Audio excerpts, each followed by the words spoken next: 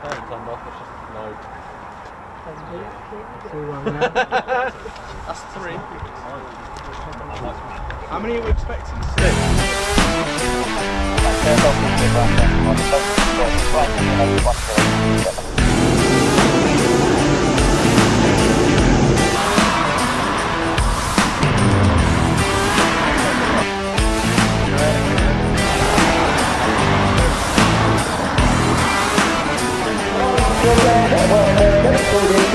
Here by 1940, that's 740 in old money. 5? Yeah.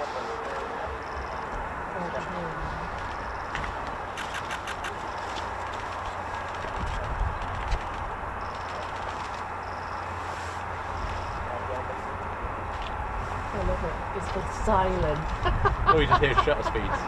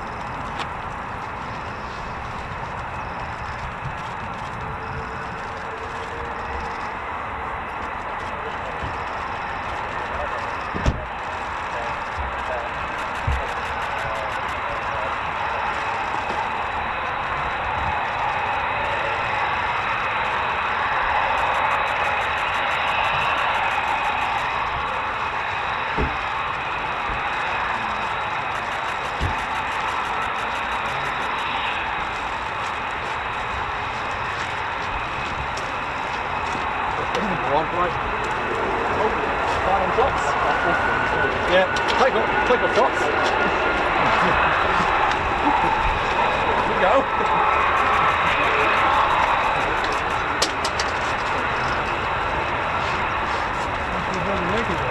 Down the side.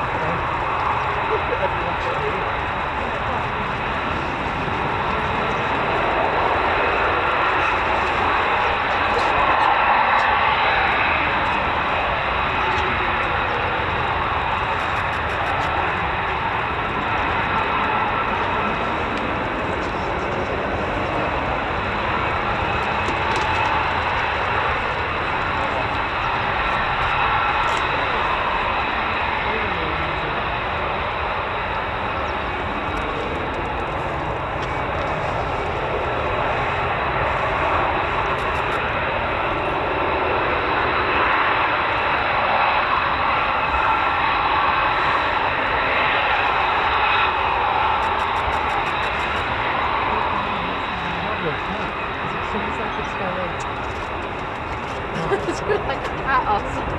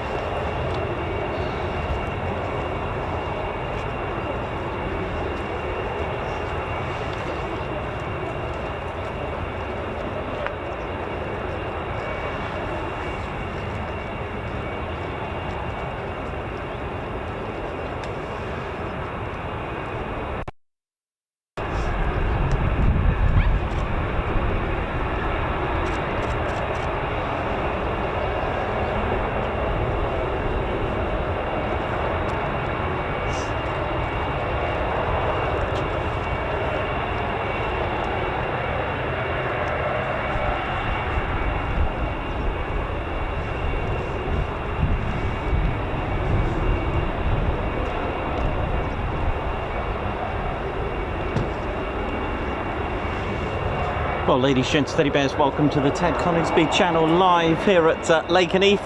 A little bit of afternoon tea session for you. And we've got F-22s with our scones, tea and tiffin.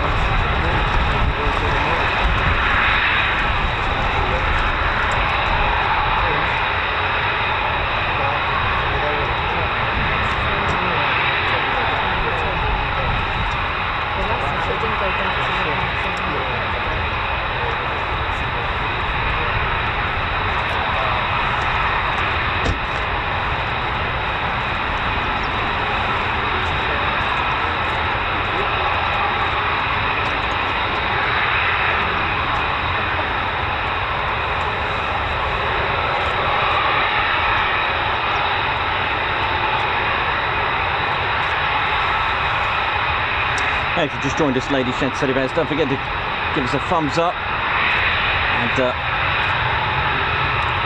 click the like button. Let's get this stream out there. Let's go.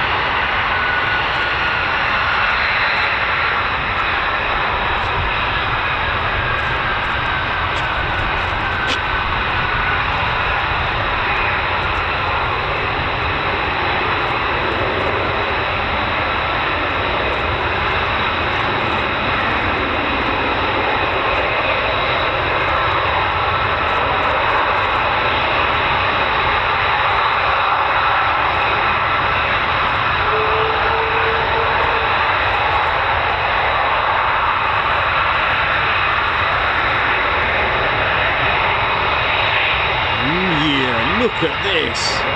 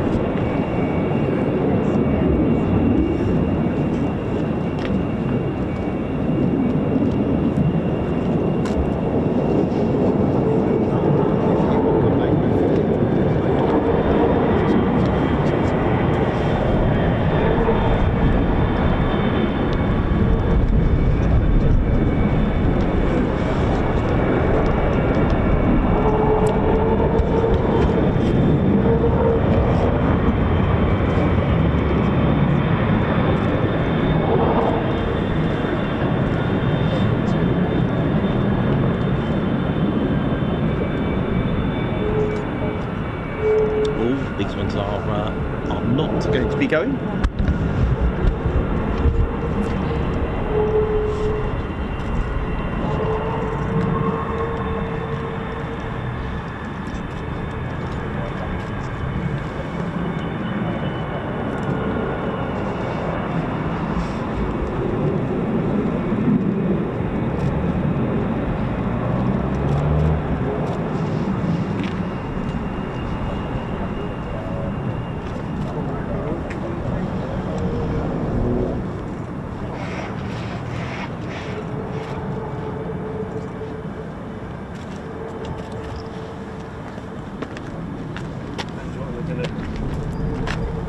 Once I know when they're coming, decide on what they're willing to do.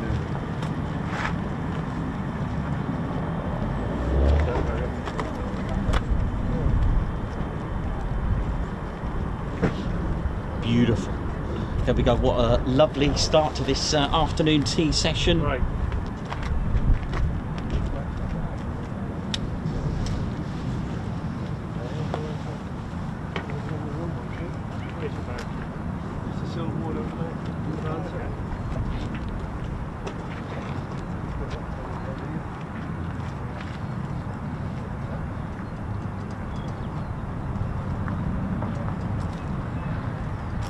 Well, I hope you enjoyed that. Thank you very much, ladies, gents and teddy bears.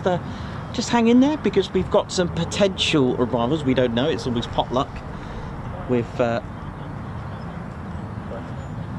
military aviation. So stay tuned. Who knows? That's what it's all about. But I'll tell you what, it was lovely to see the F-22A Raptors.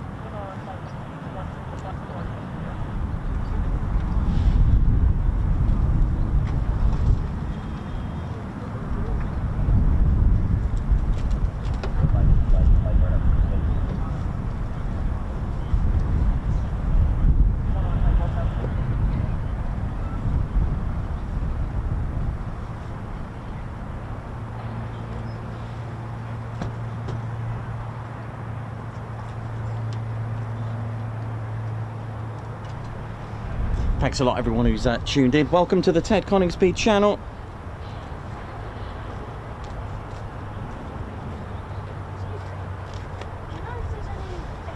Well, it was nice to see the almost got like a 360 view of the F-22s there. Lovely. Yeah, they were cool. The thing is, there were so many going off in one flight.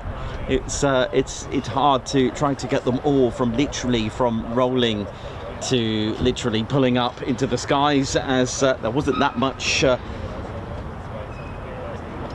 interval. There wasn't a lot of interval between them.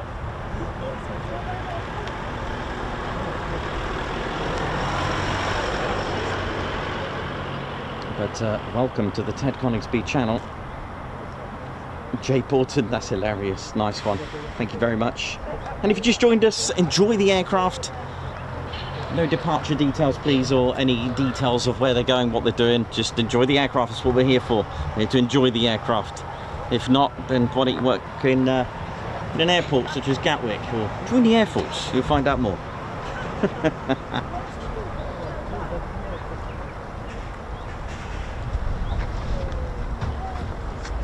Right, give me 1 second.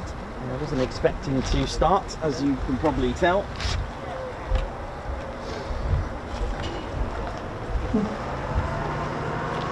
Bonjour, mon ami. Right, Barry, how you doing? All right? Not too bad. Good, mate. This will be a first for me. I've never seen one. Good. Have you? No. You've not seen an A-10? No, never. We're A-10 virgins, me and you then. I know, mate, I know. So let's see what we're going to get, eh? 12. Apparently so. 12 were an hour into their Atlantic crossing when I left home. Okay, mate. Well, let's So, what do you reckon it would take one of those? 6 hours? Yeah, about that. Yeah, about You want a that. test question? You want a test question? See how tough you are. You know the time, them cars. And buses and buses. You've got to tell me.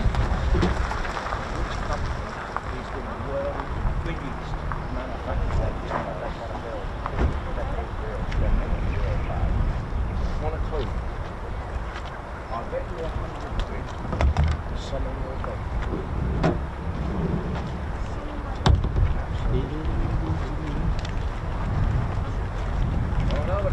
How do, Captain? Hey, how you doing? You made it? Yes, mate, yeah. Good, Yeah, good. good. That's for them. Yeah, why not? Numerically, none of the respectable right now. Cars and that. Numerically, they make more tires. All the other companies put together. In an 8. Did you get an 8 hour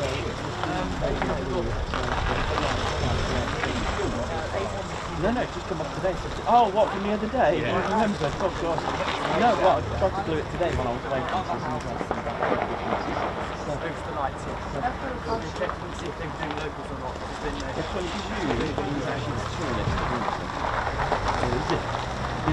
I'll let you know in a moment. Shall let you know. I don't see the date. Be surprised. 15's up to all. Yes, so the F-15 is 5.64 metres. The F-22 is 5.8. And the F-35, yeah, no, even though they sit low, they're quite high. So I'm going to show you everyone the difference.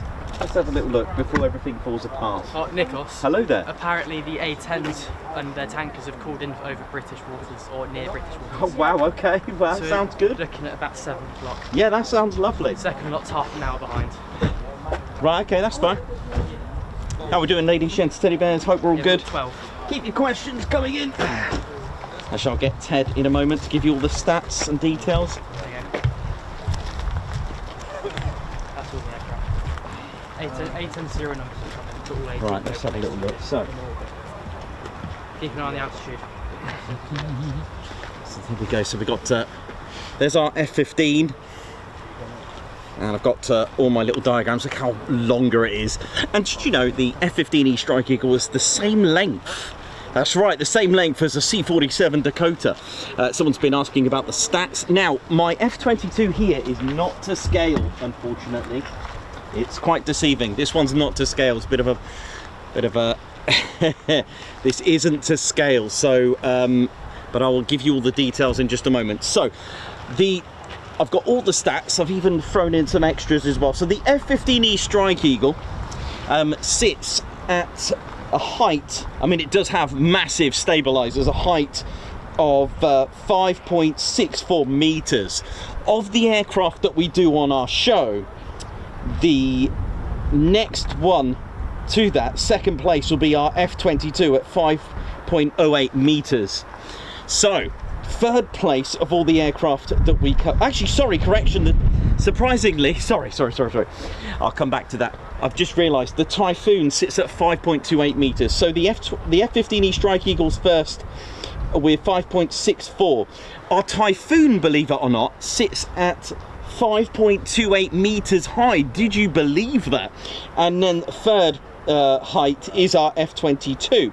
So the Typhoon's actually taller than the F-22 and the F-35A. The F-35A sits at 4.4 metres. The F-35B just sits slightly low at 4.36. We've also got an F-16 at 4.9 metres as well, but if you want to know all our details, I'll be there to talk about our F-22s that just departed.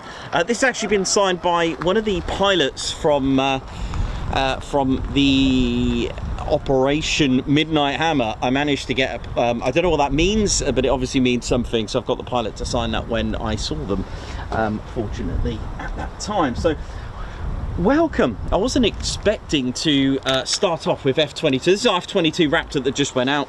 They can and they do have these drop tanks which carry quite a bit of fuel, quite a lot of fuel, but the power that you've seen there was quite phenomenal. They are absolutely amazing. They are empty weight. They're quite heavy, really, but they do have massive engines, which I'll talk about in just a moment. But it weighs at 43,540 pounds or so, with a wingspan of 13.56 meters. That's 44 feet and 6 inches. I've got a little diagram, you know me and my diagrams, that I like to show you of all the details and stuff like that. So Richard Brown, how you doing? Just got your message there, man. Yeah. Sorry, Richard Brown's tuned in, and he's making me laugh there. Rich. Oh, again, congratulations to Ollie, by the way, for you.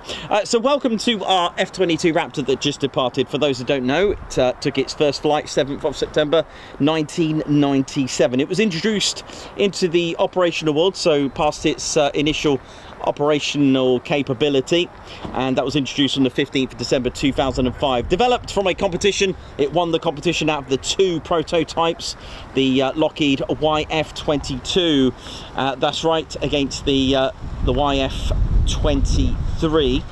Obviously the YF-22 beat the Northrop YF-23. It's powered by these massive engines, but still not as big as the Pratt & Whitney F135 family, the PW100 variant, which of course, as you know, is the world's most powerful jet fighter engine at 43,000 pounds, just a single one. But the F-22 has a combined power of 70,000 pounds of thrust with afterburner with its Pratt & Whitney F119 turbofans. They are what's called augmented, shall we say, with its well, first of all, it's very different shape for stealth purposes, but the turbofans, 26,000 pound each, dry if you want to. It's got a fuel capacity, like I said, with the additional drop tanks, 600 US gallon tanks, so you've got a 18,000 pound of just fuel capacity internally, or you can add 2 4,000 pounders of drop tanks, which hence the name for those who don't know. Drop tanks, when they were traditionally on the likes of the P-47 Thunderbolt, they would literally drop them in combat because you wouldn't want them. There is a procedure, of course, in an emergency landing. There is actually a procedure to drop the drop tanks. You don't want a lot of weight on there, but of course that's all done for safety reasons. Welcome to our F-22A show at the moment that we've just seen taken off. How amazing is that? Hope you're all good, ladies, gents, teddy bears. How are we all doing? My name's Nikos, and your cameraman, historian, and commentator. Welcome to the show. Length of these is not far off the F-15E Strike Eagle. They are 62 feet and 1 inch. The F-15E Strike Eagle at 63 feet and 9. So, like I said, it was so fun. It sticks with me, that one, that the F-15E Strike Eagle is the same length as the C-47 Dakota. But of course, the wingspan is obviously bigger on the C-47 Dakota. I just want to add this little beautiful piece of aircraft making its debut on the shows.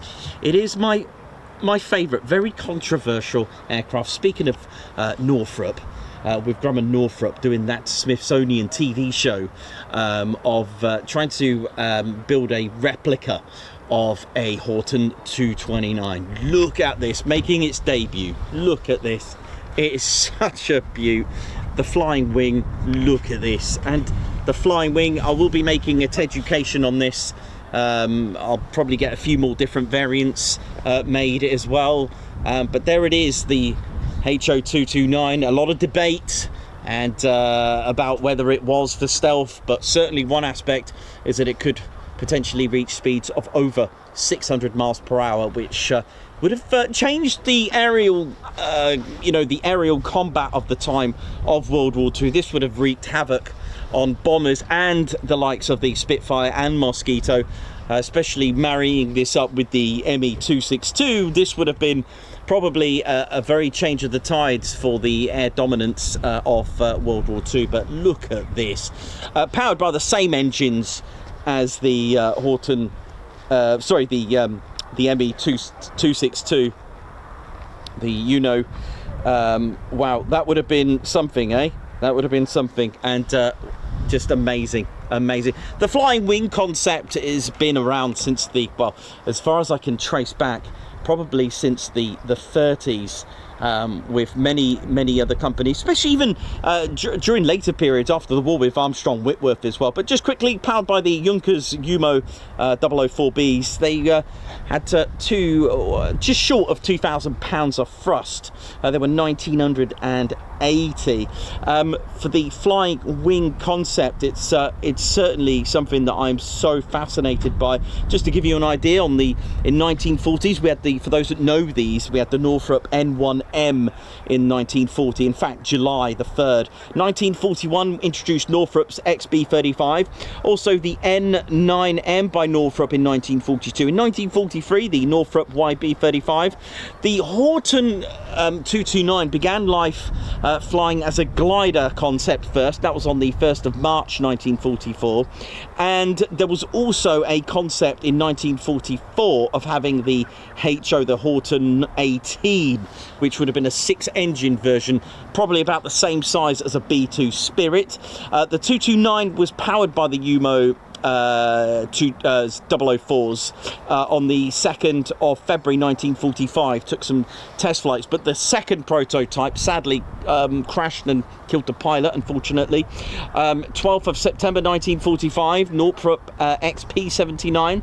Then in 1946 we had the Northrop YB-35. These are all flying wing designs. We also had the Northrop YB-49 on the 21st of October 1947, and even Armstrong Whitworth took upon the AW-52. That was in sort of mid-November of 47, and of course the first flight on the 19th of July 1989 was indeed the Northrop B-2 Spirit. So amazing, completely without a vertical stabilizer. Wing rudders, they would have had wing rudders, especially on the B-2 Spirit. Differential power to each engine. Okay, so you can actually have the power output differently. 1K likes, thank you very much, that's quick. It was fascinating. I'll do you a whole evolution of the HO229 for you as well. We'll talk about the flying wing, we'll talk about the concept of stealth as well. And do you know what, I've got some new stuff for you. I've got some real cool new stuff to show you. Shall I show you? I'll show you. Let me go and get my education booklet. But yeah, amazing engineering, the masters.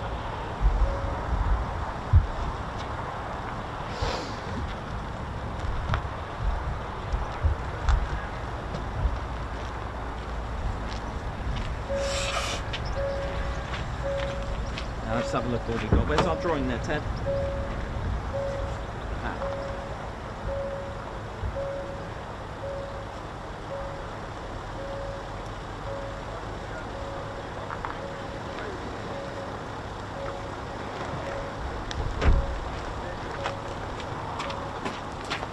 Education books.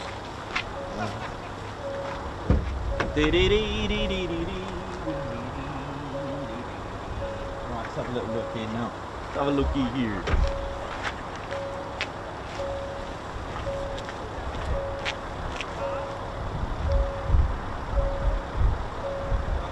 Right, I'm back. I'm back. Right. I've got some new pictures to show you, man. They are pretty cool. You're going to love them. Because there was, I'm always trying fun ways to explain stealth. You know me. Let's have a looky here now. Let's get some stealth action here now. Let's do this here. Yeah.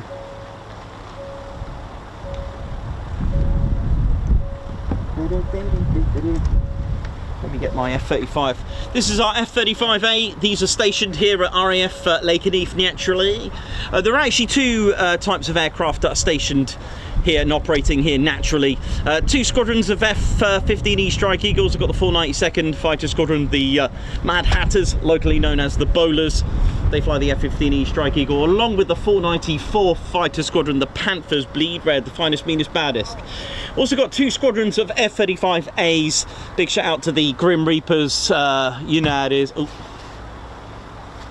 The Grim Reapers. The gold and bold. That's right, fear the Reaper. That's right. And the 495th Fighter Squadron, the Valkyries as well. They fly the, in fact it was the 495th, the Valkyries, that made history for the 48th Fighter Wing, and the concept of USAF becoming the first ever USAF unit to have the F-35A. How amazing. A lot of people ask me, how does stealth work? There is a massive misconception, sorry. There's a massive, you know, one of the most common things I see on my comments is like, wow, you can see it. I thought they're invisible. They're not invisible. Stealth does not mean invisible. It's delaying and becoming undetected, even though they will become detected at some point, they will be seen at some point, but the idea is to go undetected, get the job done for the enemy to think, oh dear, it's too late, we spotted them, but it's way too late. It's to get the job done undetected as long as possible. That is stealth, not invisible. Otherwise we'd be calling these 8th generation invisible jets. Just saying, there's no such thing as an 8th jet, not yet, but you never know. But yes, so it's all about radar. For those that don't know how stealth is measured, okay, so you got, imagine, I want you to imagine a screen, a air traffic controller, you know, the little green circle, you know, little beep, beep, beep. Now these things are shaped like aircraft. They're the size of what? 50 meters squared, 25 meters squared, whatever they are, something like that, right, roughly, just to guess. I mean, what, Boeing 747, 100 meters squared? Just saying, that is what they're looking for. You tell me they're not going to be looking for a bumblebee or a golf ball. The reason why I say that is because the B-2 is about the size of a bumblebee. I know, right? And the F-35 about the size of a golf ball. How is that going to register? But there's a few things that I need to tell you because people don't realise how stealth works. There's a radar over there, omnidirectional, sending radio waves, okay? Now, due to the shape of the Earth being round and like a globe, this is why, if you imagine, we're going to take that radar going up, and look at this, my F-35 is sitting here, okay? Now, the point is, this is why aircraft go low level, to avoid radar, okay? So, the radio waves are going upwards. They're not going to go down. Why would they go down? Unless you want to get a caterpillar on a leaf or something. This is why they go low level, okay, to avoid radar. And thanks to the curvature of the Earth, you can see it's already curved. I've added a bit of concave there. It's able to avoid enemy radar. However, let's just say we're going to put a load. I mean, this is what Northrop Grumman do. They stick this on the rotary, right? They stick this up on the special rotary. Hello. On a and they'll pound it with loads of radio frequencies, okay? Now, you want to avoid metal if you can. Typhoon, 85% metal. I believe it's got a radar cross-section of about 0.5 meter. It's actually better than what you think. See a lot of comments going, oh, Typhoon's not very stealthy. Actually, you're wrong. It's pretty good. It's not naturally a 5th gen, but it does have stealth attributes, but we're not here to talk about that right now. So, radio waves will... I'll tell you what, let me show you my diagram. But what the idea is, radio waves hit an aircraft and then they return back to sender. What I want you to do, if you can, if you've got a mirror handy and a spotlight or a torch, shine it. And when it shines back at you, that is the return signal. Back to ground stations, and then it pops up on enemy radar. Now let me show you a little thing that I've made for you. All right, angle of incidence, angle of reflection. Right, blue is the radar or the light. So this is our mirror. I want you to go and get a mirror if you can, and we can all do this together. I forgot my mirror and my torch, so I was going to show you. But this blue is the enemy radar or radio wave. It doesn't have to be enemy, because obviously there are planes up in the sky that need detecting anyway, even our own, just so we know where everything is so we don't collide. Look at that. Look at that angle there. It's just going to bounce back. Red, not good. But this one over here, it might bounce over there. So what you're doing, if you move your mirror, you're going to have a good radar cross section, right? So what about the nose? Look what I've done with the nose, right? You'll notice, let's get our poor F-15 here. Let's get our F-15. You'd probably think, right, round will be good. Yeah, you probably think, well, that's cool because the radio waves will hit that and then bounce somewhere else. If you catch it at a tangible angle, now there's a word for an afternoon. If you catch it at a tangible angle, look what happens here. Look at that, it's going to go all the way around, which is why I want you to understand that all stealth fighter jets, I want you to have a look at the stealth, fighter jets. They've all got a ridge from the point of the nose right to the intakes where they start. How cool is that? But maybe you didn't know that, but those that are regulars. So the nose is done that way so it goes somewhere else. You don't want a lot of flat surfaces. For me, design, okay, the design of stealth, the innovation, the pioneering was indeed the F-117. That was the first of its sort of kind, okay? But there is another element that you can do. There is another one. Let's have a little bit more look. So you want to avoid flat surfaces. So, which is why the F-117 looked a bit like a triangular, something out of, well, probably where Superman lives. So this, see my little happy, smiley, low radar cross section. Look at that. So look at this serration here. Ding, ding. Why have I got serrations? I'm going to show you. Oh, that's the nose, by the way. That's a good nose. Look at that. Look at my little radar cross section. So, yeah, look at that. I was going to make a name for him or her, whichever. But look at these serrations. Why am I showing you these serrations? I want you to have a look now. These serrations at the F-35. Look at this. Can you see all the serrations? How many serrations can you see? What about this? What's going on here? So Gonzaga will have a good time with that. Look, even here. Look at the nozzle. Look at that. Zigzags everywhere. There's nothing straight about it. Look at this. Even in there. All this, look at it. Can you see that? And then also, you've got the radar absorbing tape along with the radar absorbing material. The first to use radar absorbing paint, I think, or this concept, okay, this type, by the way, I'm sure they were experimenting back in the days. Apparently the Horton brothers in the 80s, believe it or not, claimed that they were using some sort of charcoal, I know, for a lower radar cross section, but that's under debate. Anyway. The radar absorbing material, the way that works is to absorb the radio waves. So if you can absorb it, it doesn't matter what's returned. You want to avoid any 90-degree angles, so the stabilizers are angled.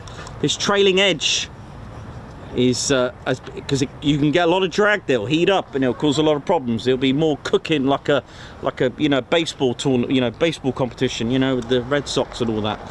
You'll have a bit of a moment there. So they've even thought about here. It's absolutely amazing. Everything is done. Now, radar absorbing material, believe it or not, was patented, this particular one, by Lockheed Martin to absorb, right, frequencies ranging from 0.1 megahertz all the way to 60 gigahertz. Goodness me, that's got more range than Davy's radio system in his house up north. Goodness me. Right, well, let me tell you what this paint is made of. The paint has... Are you ready for this? You ready for my new diagram? You loving it, innit? Eh?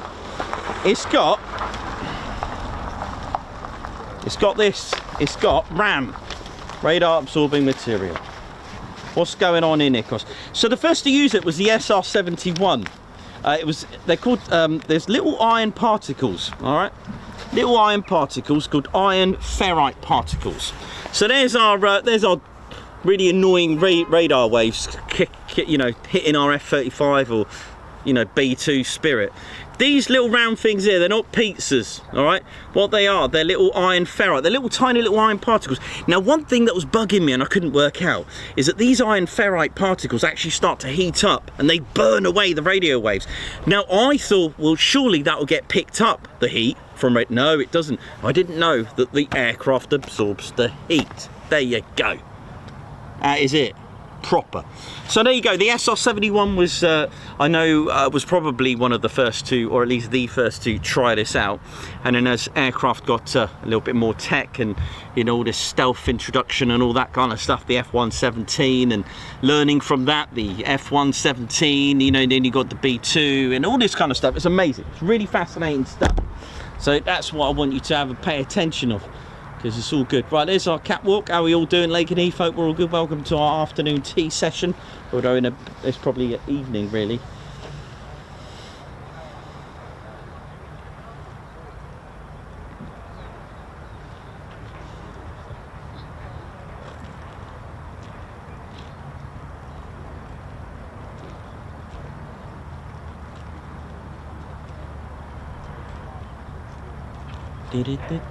How we all doing? We're all good and well.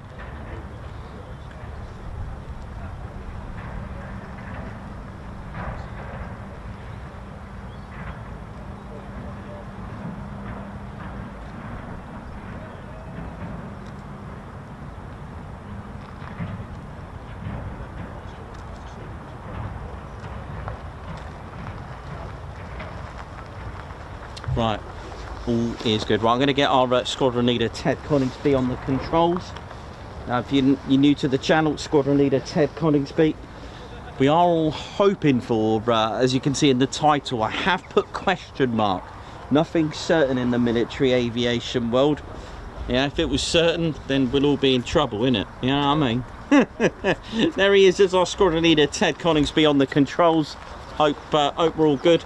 Wishing everyone a happy evening, or good morning, good evening, good afternoon, wherever you're watching from in the world. First of all, we're going to start with a high five, paw pump, a salute, and a fly past for a wonderful 20 gifted memberships. Tuned in all the way from Germany is our very good friend Christian Holtzel. Thank you so much for gifting 20 Ted Coningsby memberships. That is just wonderful. Thank you so much for that. That is absolutely amazing. Thank you. That is just amazing. Thank you. So he's just gifted 20 Ted Coningsby memberships. If you have been gifted Ted Coningsby memberships, please enjoy the perks and give it a go. Enjoy it. I want you to enjoy all the perks that you get with it, because there's a lot. From members only videos, members only live streams, a Discord server where you can join in and chat to other Ted Coningsby members and family like that. It's gonna be amazing. Give it a go, because it does support the channel. Babsar, high five. Another one there, another generous member gifting a membership. Thank you so much. Look at this, Donna and the Caker Cat setting the example of having 30 months milestone today. Well done. Thank you so much. See, people love it. Wow, time does literally fly. Hannah RAF Hamster, high five. Guards March, thank you for gifting a Ted Coningsby membership. Jay Bolton, 7 months membership. Oi oi, Ted, Nikos and crew, bring the noise, we will do. Ange Baker, Guards March, you know, 30 months membership with lots of Teds there. Gary Lopton joining us again. TCS Posh Officers Club, high five. Guards March, living the dream, 33 months membership. Oh yeah, living the dream. Mark Joyce, keeping our road safe and secure. Alex Spinks with 34 months membership. Oi oi, just popping in for a bit of rapportage. Raptorage. I thought I said Raptorage, but I like Raptorage. The new Ford Raptorage. Guards March. David Harrison, 18 months, still best around. Thank you very much. 555 Triple Nicker, thank you for the messages after emergency ops. Hope you're doing well. Rob Kennard, high five. Thank you very much for that, super. Oh, you know how to make my Monday. Thank you very much. It's been a long wait. Been here since 8 in the morning. Nat South, Guards March, congratulations. With 2 years milestone, 24 months. Tea time special with F-22s. What a way to celebrate. And even if we don't get the A-10 Warthogs, those departures were absolutely smashing. They look good. It'll be the new weather app, innit? Do you know what I mean? Today will be sunny with a few clouds and a few F-22s. Doolittle, 9 months membership. Raptors for afternoon tea. Thank you very much. Gary Devanch, 23 months membership. Nice tea time surprise. Here's hoping for some A-10s. Exactly. Ben Birch, member for 19 months. Oi oi, 19 months and counting. Guns up. Thank you very much. Colin Scrim, enjoying 26 months of membership with the Ted Coningsby channel. Nikos, please dedicate my Guards March to the spanner flight. You're doing a great job. Spanners, are you listening? Guards March to you. Well done. If you all like to stand up if you can, and just salute to you. So thank you very much to our spanner flight, and a shout out from Colin Scrim. Let's see what we got next. We got Joseph Dyer. Sorry, because the words are together, you see. Joseph Dyer, high five. Guards March, thank you very much. Lockero Burston, Guards March, 17 months membership. Love the noise, hope all is well. Bat Purple, Guards March, thanks for the super. Alan Gates, Guards March, wonderful evening F-22, thank you very much for the super. Margot, who's part of our spanner flight, Guards March, thank you very much, thanks for the super. We got Jerome. Okay, so this really doesn't help me when the letters are all stuck together. Jerome Gvermere, is that right? Jerome Gvermere, Guards March, high five. If I said that wrong, just correct me.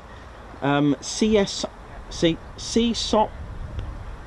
Burnus, high five. Guards March, thank you very much for joining the Ted Coningsby squadron, as well as Jerome Gvermere.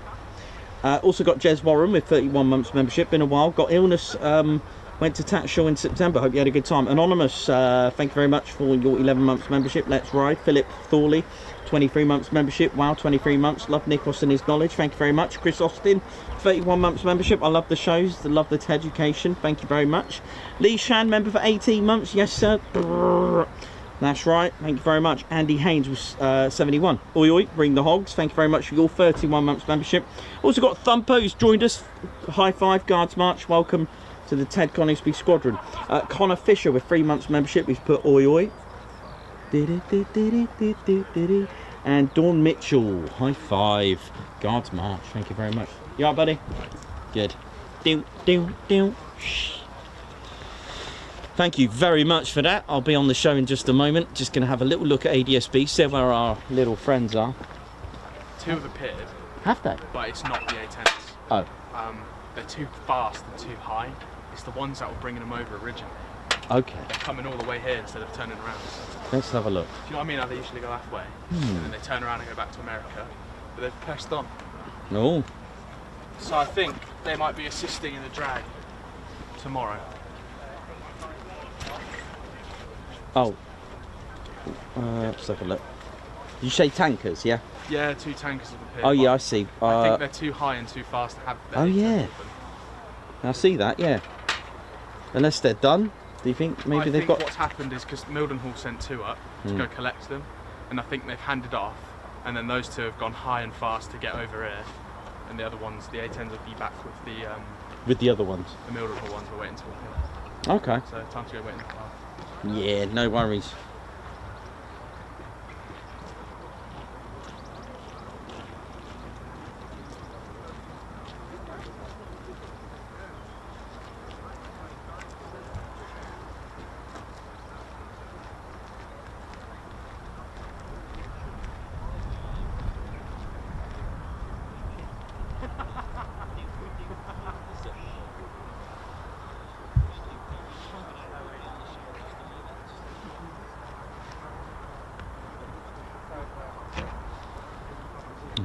So, let's see.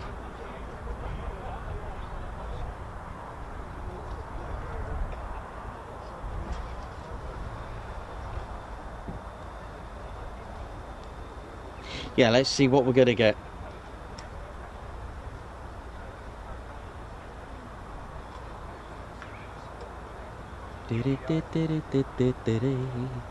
Hope we're all good, ladies, gents, teddy bears. Welcome to the show. Hope we're all good and well. Richard Brown, how you doing? Thank you very much. Where did those 35 months go? I'll get you a Guards March in just a moment. Onwards and upwards. In fact, Ted's just here, actually. Here he is. Dee-dee-dee-dee-dee.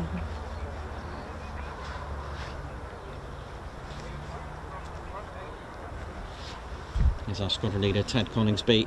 And Richard Brown, thank you very much for your milestone of 35 months, man. Thank you. It's been brilliant, isn't it? I remember the day, mate, in that Fiat 500. And in that little Fiat 500, we got to see a C5 and F-16s. What a day that was. That was brilliant. Stevie Bold would have been proud, didn't it? Absolutely brilliant, mate. Absolutely legendary, that. Great times. It's all good. And thanks for your 35 months membership. And Richard's put, where did those F-35s go? No, where did those 35 months go?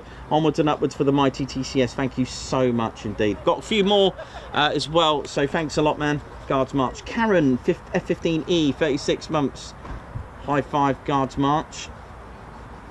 Oi, oi, Reggie. Skeleton Boy, welcome to the Ted Coningsby Squadron. I5 Guards March, thank you as well.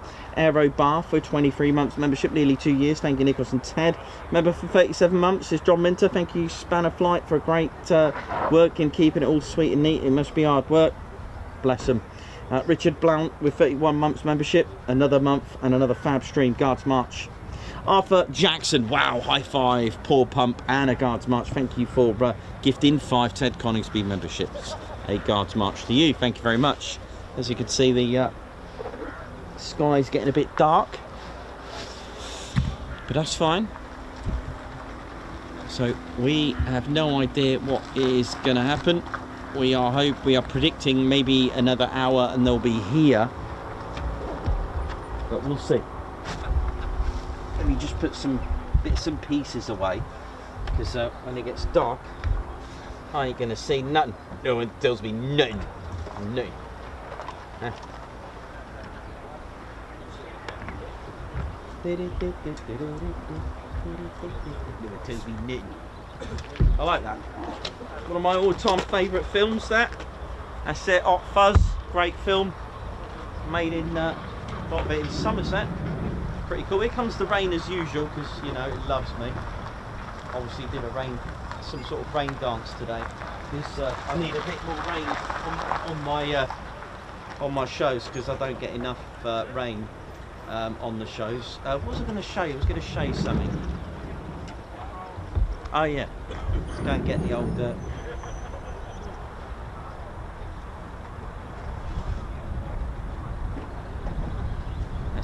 let's sort this out.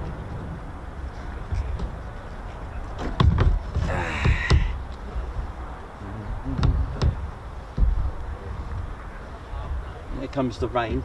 Let me just let me go and get a cover, because you know it's what we need in today. It should be just a light little drizzle.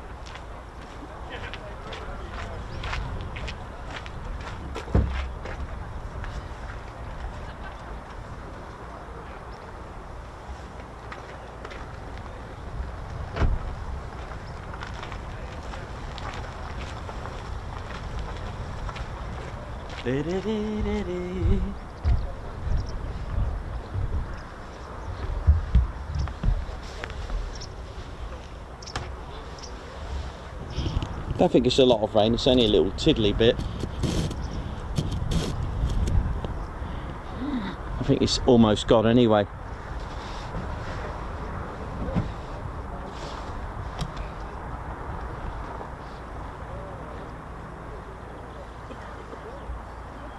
Oh, it's got more tankers coming up, so yeah, we're looking about an hour and 20 minutes. There's yeah, it could be that one. There's loads of tankers, just it's just enjoy the suspense of things just turning up when they need to, right? And when they want to. There we go.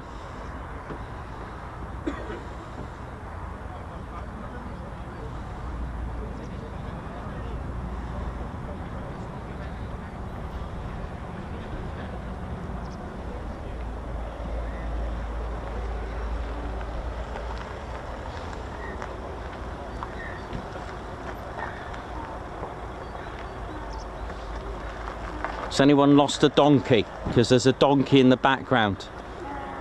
Oh, bless him. It's the Lakenheath donkey. If you've lost your donkey, it's in the field.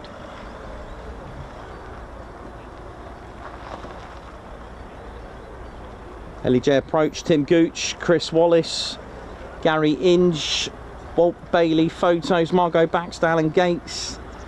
How are we all doing? Paul Briggs, or Paula Briggs, sorry. Paula Briggs. Gary Inge, Kate Purple, Anne Cox, Alan Burden.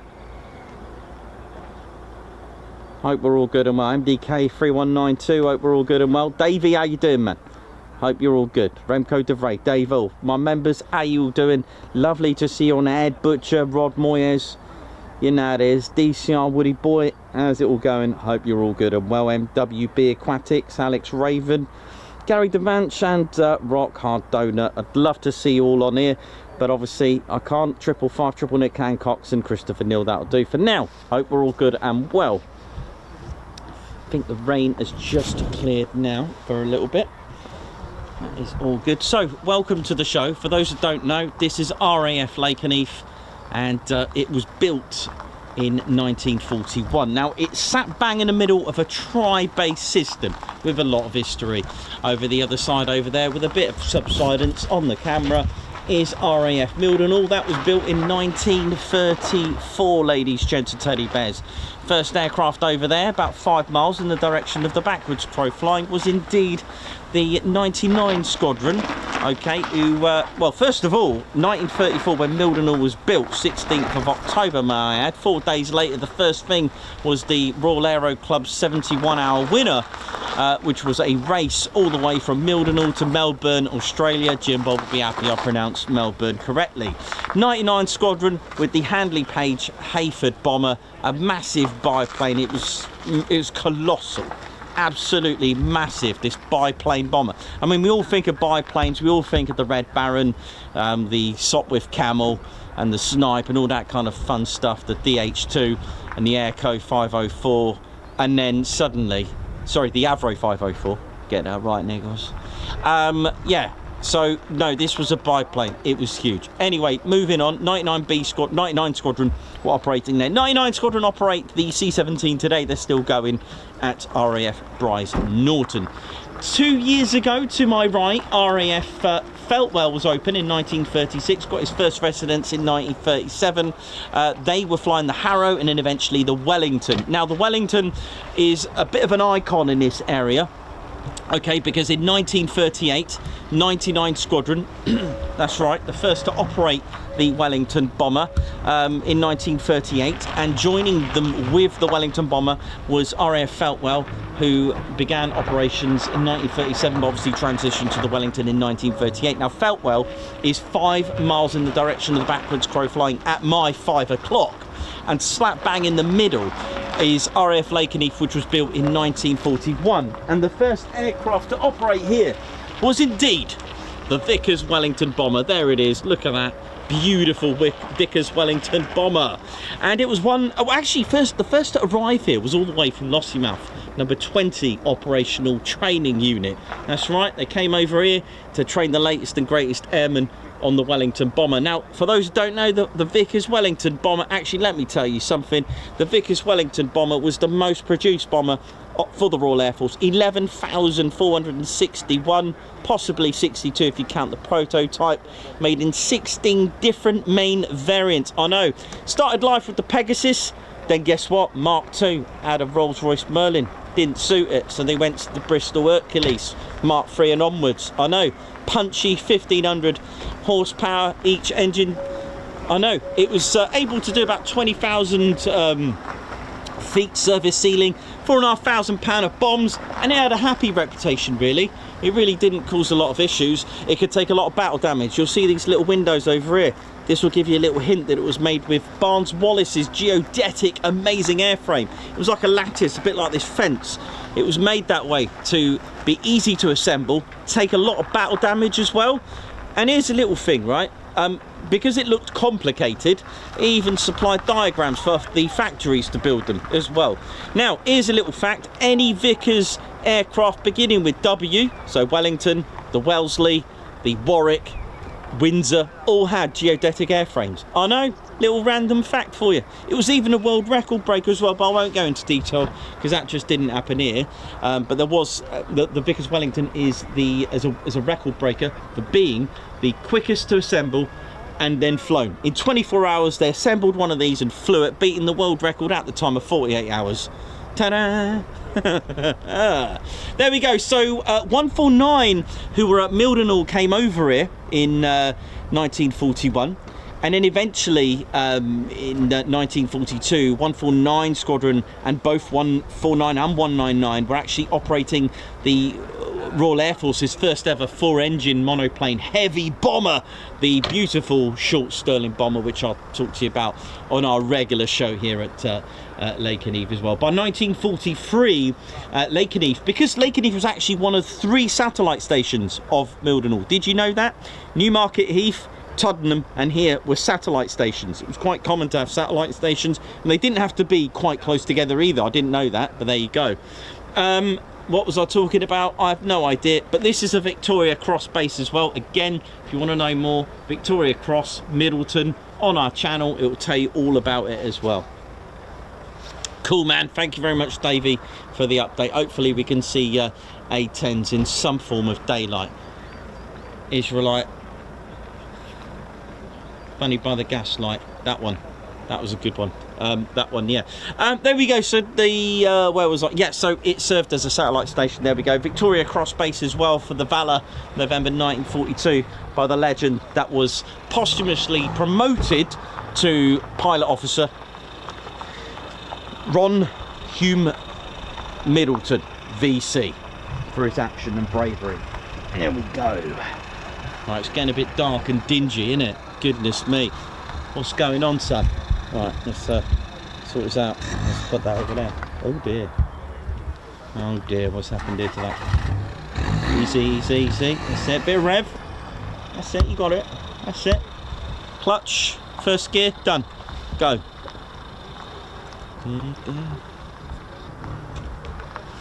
Just, it's not running right, that car, is it? It's a bit under rev. It needs a bit more revs on that.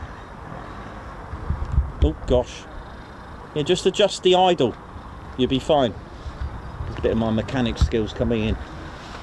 Right, sorry about that. I was subsiding over there because of the excitement of the car.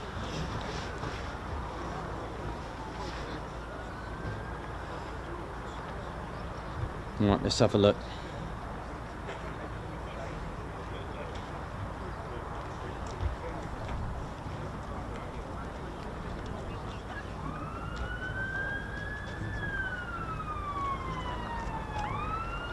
Stuart Skaggs, why do some F-22s have 27 FS?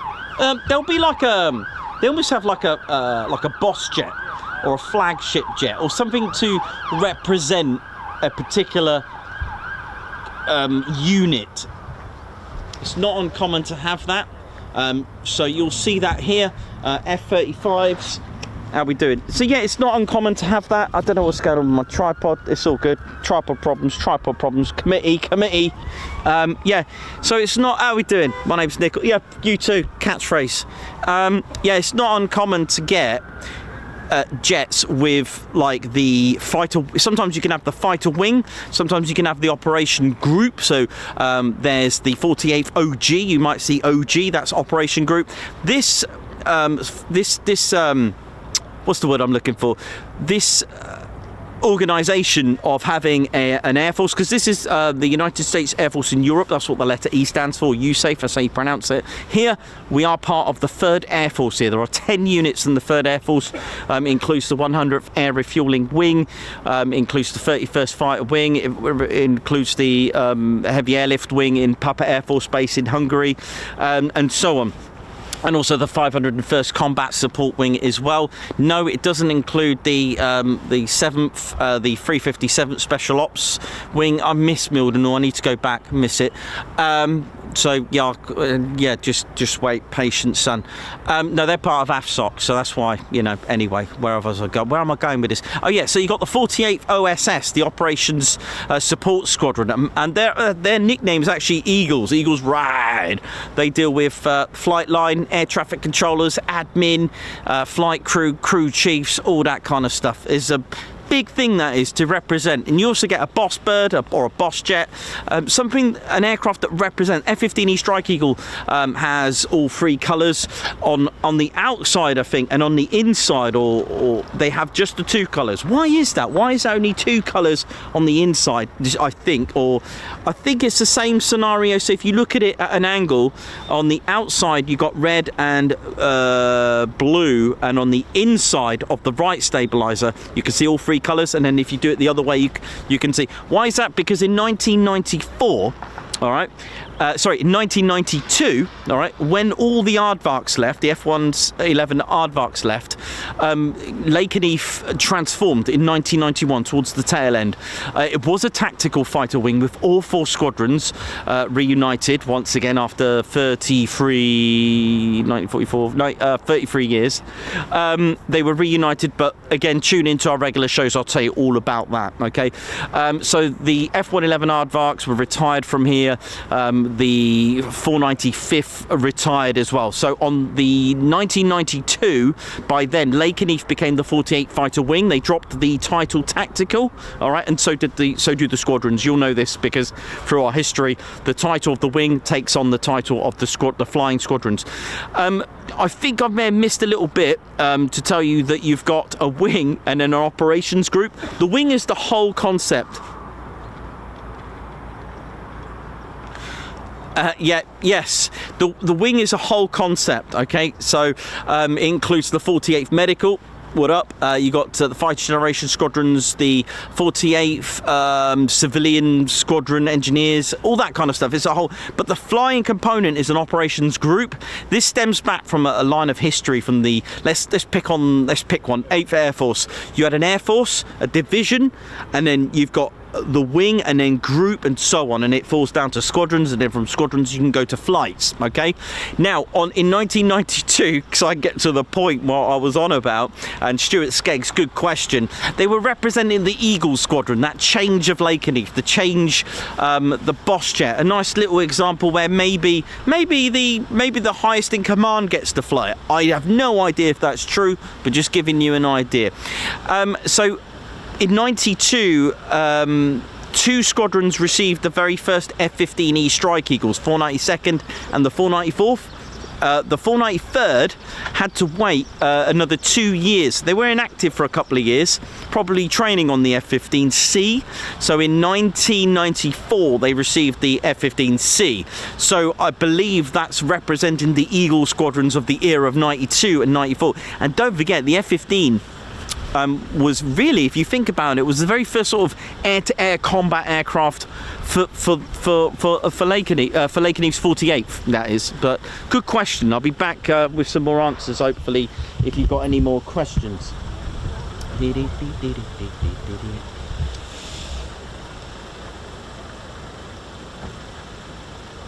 Now, I must sort out my tripod.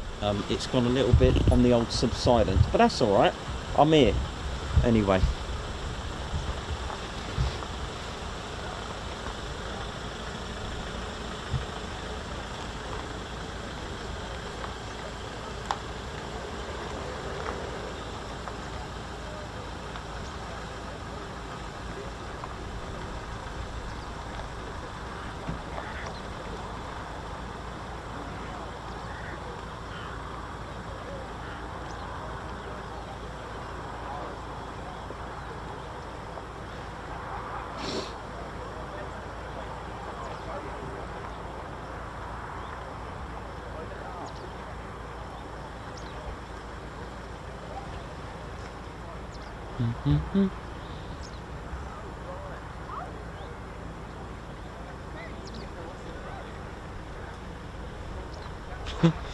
Kenneth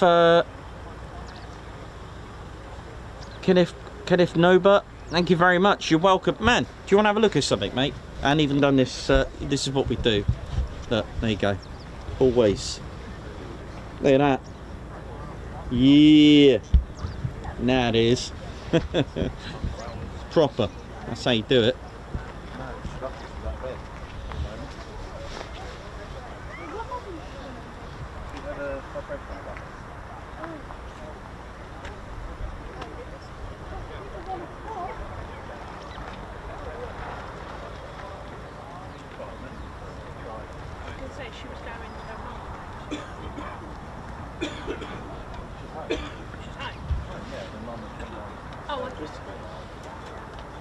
Again, ladies, gents, teddy bears, this is a fun military aviation channel. Just see the, you know, we go in enjoying the aircraft, yeah?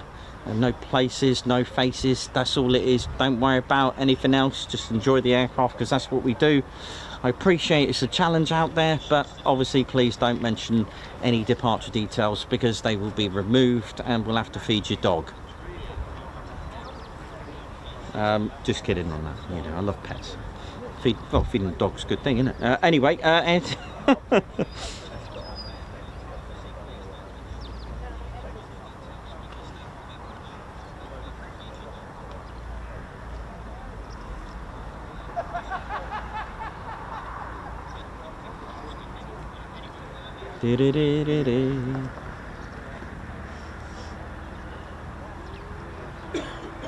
Hope we're all good, ladies, gents and teddy bears. We got Robert Feely.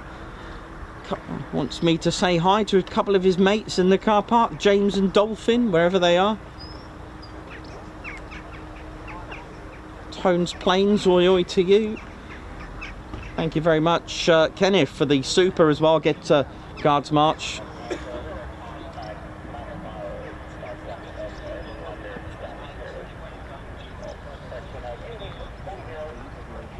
It is a lovely evening for it. People now getting ready for summing. Birdman's out there doing his thing. AWC, welcome to the show. Hope we're all good, ladies, gents and teddy bears. All is good. Again, if you've got any questions about history, about how the aircraft works, give us a shout, challenge me. Because Barry's here, by the way. Barry's about. I know. Barry's here, who challenges me live on the show with questions. And it's all good. Everyone's got big smiley faces. That's good. That's what it's all about. Tones Plains, Doncaster, Lass, thank you very much. Hope you're all good and well. Yeah,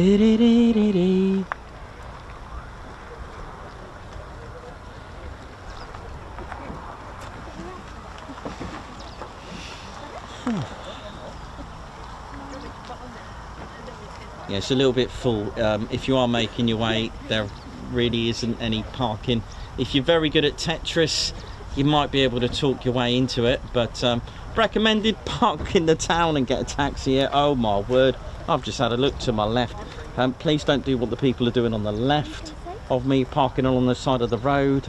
There are, yeah, won't be going into that, we'll leave it. Barry the Legend, absolutely, Mark Dudley.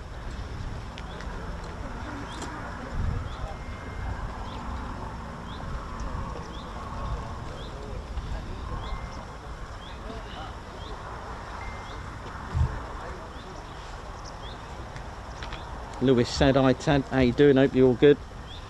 So let's have a look what we've got here now.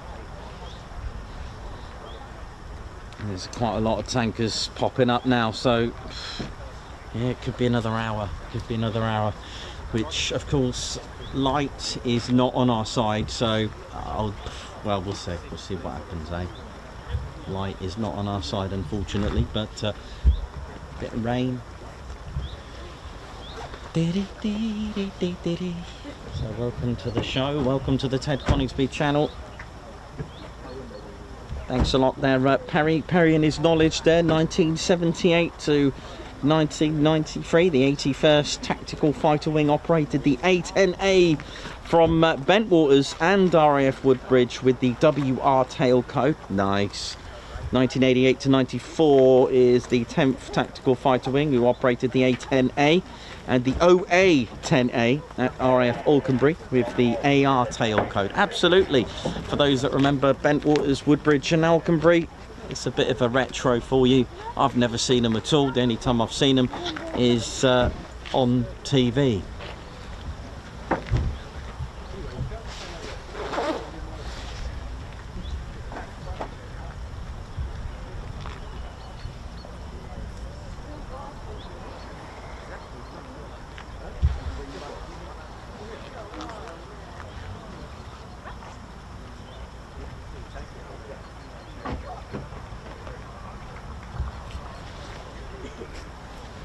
Yeah, I know. I was quite Daniel Roberts. I was totally excited when I know, right? I was totally excited when the clocks went forward because it's we lose an hour of rain. I was totally excited about that.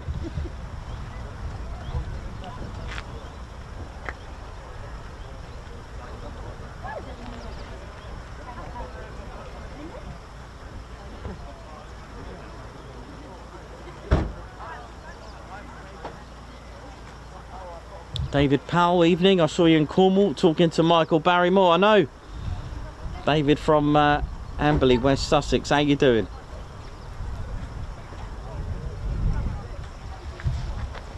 Alright, let's swap a little battery and see what is going on here. Oh. Alright, mate. Yeah. How you doing? Alright, yeah? Yeah. Good times.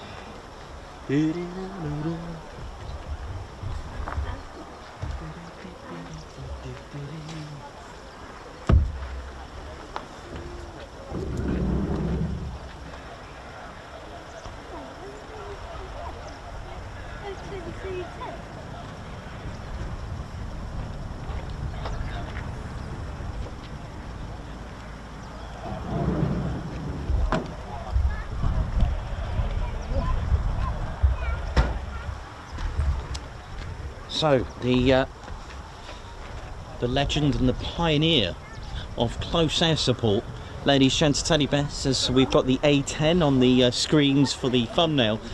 So the A-10 is built with its, well, it was built on its gun. The original P-47 Thunderbolt, hence the Thunderbolt 2, and I'll explain in a moment. The Thunderbolt P-47, the original Thunderbolt Republic, that was built on its engine.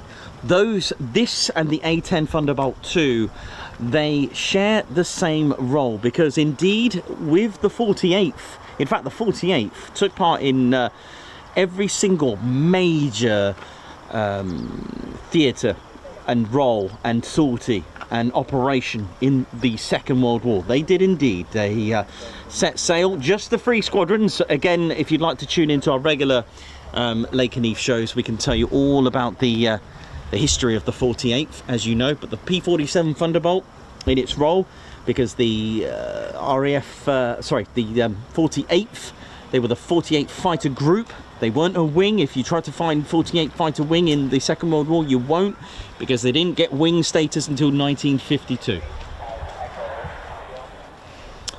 So, there's our P-47, and this is what they flew. That's right, 43, 44. They were receiving this in 1944. They had the P-39 and P-40, which I've got all sorts of problems with my Warhawk. The propeller keeps snapping off, but hey, just get some ground crew. So the 9th Air Force, so the 48th Fighter Group were allocated to the 9th Air Force. They were flying under the 70th Fighter Wing. Okay, now the 9th in that role, for those, because we've all heard of the 8th Air Force, but I'd never heard of the 9th when I first started doing this. There were others, such as the 15th and 12th, etc. They all had very different roles, and we're all familiar with the 8th Air Force. We've seen movies, the Masters of the Air, that kind of thing. We've all heard of the strategic bombing with the B-17s, B-24s, etc. But the 9th Air Force, what were they doing? They were literally to support the 9th Army and for ground attack. This was the GR of its time. This pioneered close air support, and it really it did that indeed with its massive weaponry. Okay, so it's not like an A-10 cannon, but it had serious amounts of cannon, and built with its R2800 Pratt & Whitney, literally a 46-litre beauty, and it would take care of the army and the allies below. It would be called upon for close air support. If you were stuck by a bridge and couldn't proceed, you just send this in. If you needed to take out a bridge, if you needed to take out some tanks, gun positions, you'd use your P-47 Thunderbolt. And also railways, light vehicles, everything. It would dive down, do a split S and strafe everything. I know. Similar role to the Hawker Typhoon as well, interestingly enough. It was an absolute legend. For those that know, it is a bit of my favourite fighter of the Second World War. It really is a lovely, lovely, lovely piece of kit. In fact, it would lose altitude. Sorry, it would lose speed when it fired all of its cannons. It's 50 cal. Amazing, amazing legend. And this is why the close air support, where needed from the A-10, this is why it was named the Thunderbolt 2. That's its official name. I know it has wonderful nicknames, but this is why the Fairchild A-10 was named Thunderbolt 2, in honour of, and a similar role, because it's there when you need them. If you need close air support at the time in World War II, this will be coming to save you. With its Pratt & Whitney R2800, beautiful 18-cylinder, air-cooled as well, can take some serious damage as well. Max speed of about 426 miles per hour. It could even get a service ceiling of 42,000 with its 850-inch M2 Browning machine guns as well. It could take up to about 2,500 pounds of bombs and some rockets as well. And it's just a fabulous, fabulous aircraft. Even had, although it was like 2,000 horsepower, it even had a little 300 horsepower boost of, we've all seen Fast and Furious, right? Where is it? I think it was in about, I think just here, had a water and alcohol mixture with a little boost. And okay, so it's not, so I love air-cooled piston engines, right? But the thing is, there are pros and cons. It's not as streamlined as an inline V whatever, like a 27-litre Spitfire engine, the Rolls-Royce Merlin, or the more powerful, chuggier Griffin and all that kind of stuff. But there we go. Right, I'm going to just have a little look to see where everything is. Hey, how you doing? All right? Good, good, good. Sorry, I'm just going on one. You know me and my planes. Probably everything's landed and I'm still be here talking. I'm taking a picture of you now. How you doing, Arash? All right, yeah? All right, yeah. How's it going? Amazing, man, Have we got some amazing. good stuff coming. A-10s, hopefully. How many do you think are going to turn up today? I don't know. Doesn't tell. You can't say. I don't know. I genuinely don't know. Do you think they're coming out tonight? They're not far. I'd say just under an hour. Okay. Hope- Save my McDonald's for later. Save then. your McDonald's for later. That's correct. How's Save. it going with you? Yeah, amazing. Isn't it? Is it really picked up now? Is it this Oh year? yeah. Oh, Yeah. because of the Iran war, of course it would be. It'd be pretty big, isn't it now? Isn't it? Well, I haven't been to the B-17 cruise sadly for a while. that's cool. Yep. Matt Crossan. Yeah. Sorry. Just going to have a little look. Okay, so the tankers are sort of in between Northern Ireland and Scotland at the minute. Not far. So not far. Yeah. There's another tanker sort of over, heading towards in between Lancaster and Preston. There we go. Right. Lisa says a few jets took off just recently. Yeah, there was F-22s that went out. That was quite nice. Are they coming back? I don't know. I have no idea. You can't tell if he's being serious or not, can you? When he says it like that. Unfortunately, I can't give you departure details. You don't. You know them then, do you? What's that? No, I don't give departure details out. 'cause I tell don't you know. that. Check in with them every time we're here. don't Yeah, you? yeah. But the thing is, They don't say much to you. no. I don't want to. I just I'm here for the aircraft. Don't need. I've got my little bits and pieces. What do you carry around with you? I've never been up to you here. Well, enjoy. Sit back, relax, and enjoy the show. Yeah, it's quite Tune in, like, and subscribe. Yeah, we always do. Right, let's see who we Carry got. on. I do like the van though. Thanks, man. Very nice. Right, who have we got here? So let's have a look. Well, the temperature's dropped a little bit, but it's all good. Time for tea, isn't it?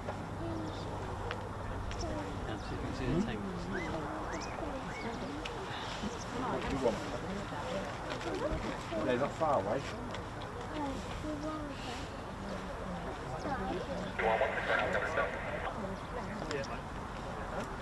Well, we'll know when they're nearby because all the cameras will be pointing to my back, to my six. They'll be all over there, so.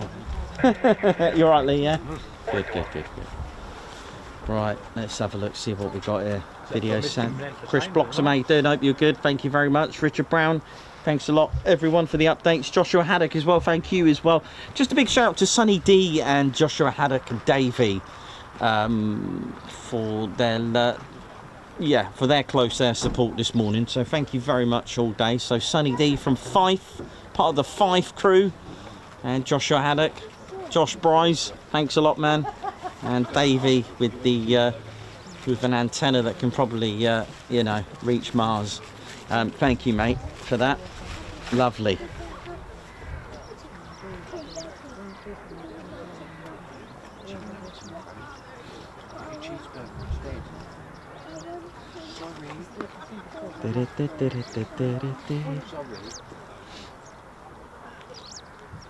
You eat these for them? Again, if you're new, please, if you can, just quickly just click that pinned comment, please, if you can. So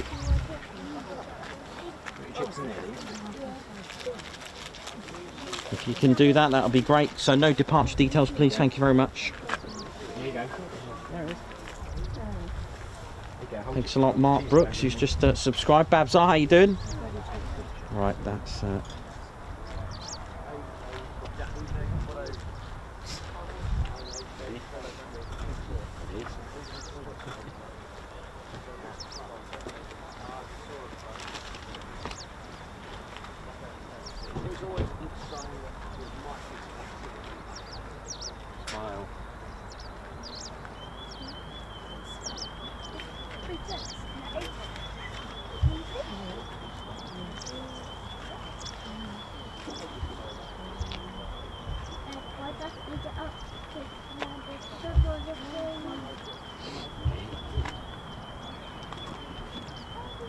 Stop. You've told me these jokes before. Have you ever seen A-10s before? No, I have not. Only on TV.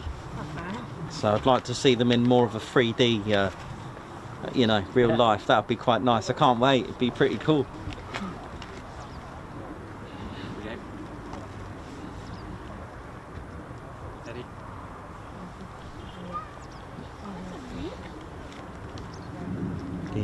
Ready? Send that to mummy. Lorraine, how you doing? Watching all the way from the beautiful Orkney Islands. Christopher Neal, how you doing? Joshua Brown, what up? How we doing?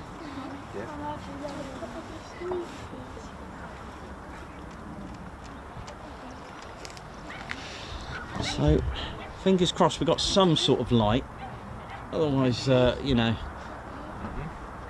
we'll have to get the candles out and have a romantic evening with A-10s. That'd be quite nice, wouldn't it? Pizzas and A-10s. Sounds good, actually. Iona Gordon, how you doing, man? Thank you very much. Kevy, how you doing, Kevy? Hope you're good. Welcome to the show.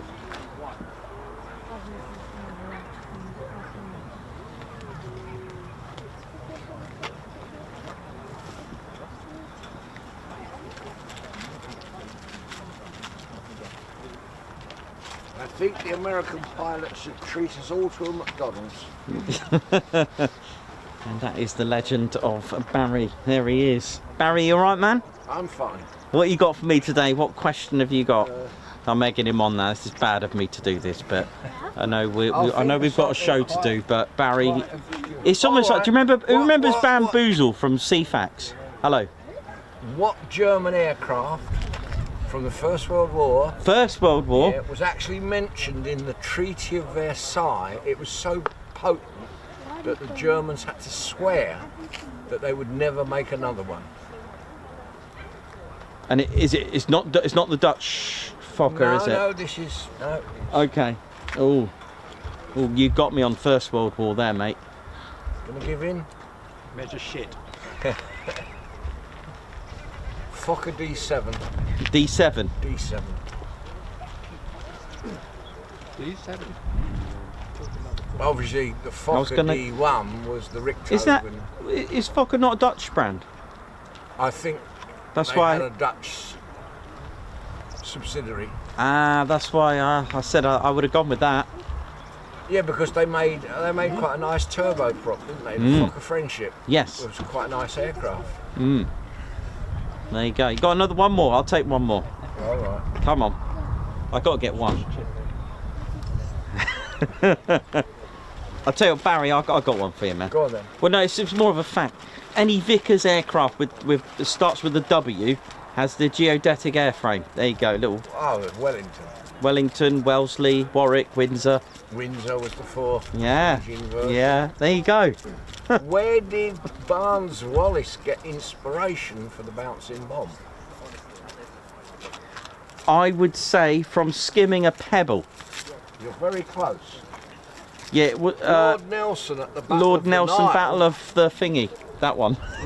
Lord Nelson at the Battle of the Nile. I got that. I got it. Yeah, he used to bounce his cannonballs That's it. off the water to get more range. And then you got the highball, isn't it? The Yeah. 618 squadron that they didn't get to use it. They used the bouncing bomb the tall boy. They used the tall boy in the end, didn't they, for the Tirpitz? Not Tirpitz. It was Tirpitz, right? Yeah. Tirpitz was capsized by tall boys. That's it. 9 and 617 squadron. There we go. Tune in next week for Nikos and Barry's CFAX Bamboozle. I remember Bamboozle. Who remembers Teletext? Do you remember? You do, don't you? Yeah, I see that. You got to press a little. Did you ever play Bamboozle? With it was you press the colours, the red, green, blue, and yellow for the answer, like A, B, C. Oh, that was good. Yeah. Oh dear, there we go. You got to have a laugh here. Well, yes, you're on time, Dave. No. There's a serious illness in London now that's going to be quite bad. It's a form of that. It's called Alice. Ooh. Christopher Robin went down with it. Do you want a test question? No, go on, go for it. Sorry? Go for a test question. See tyres on cars. So you've got tyres on cars and buses and lorries and coaches and bicycles and motorbikes. Alex Raven, is it smart to egg Barry? And I know. I'm just going to go and grab a quick cup of tea while I can. All right, one second. Close.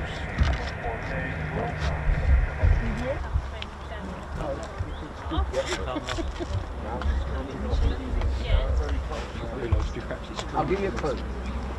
I bet you.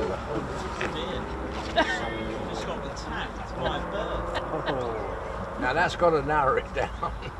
Can't get it any closer than that. I will give you one more clue if you need it.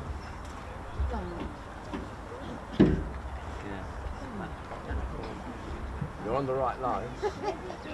Lego. Oh, there we go. Oh yeah. Because they've got the Technics kits and they've got the cars and buses for the ordinary and the dew pole. They make more rubber tyres in a shift. They will make 800 million rubber tyres, which is more than all the others put together.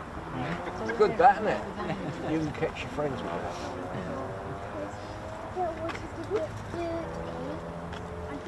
Apparently the police yesterday were tightening up along here and issuing tickets for parking. Yeah.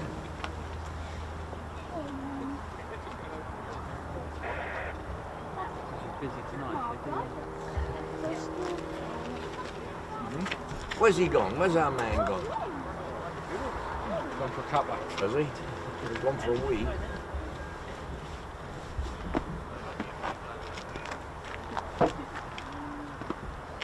These little things on more to get space. Different space like that. F-22's come back first. Yeah, they were something else, weren't they? Did you see them? Yeah. What's your favourite?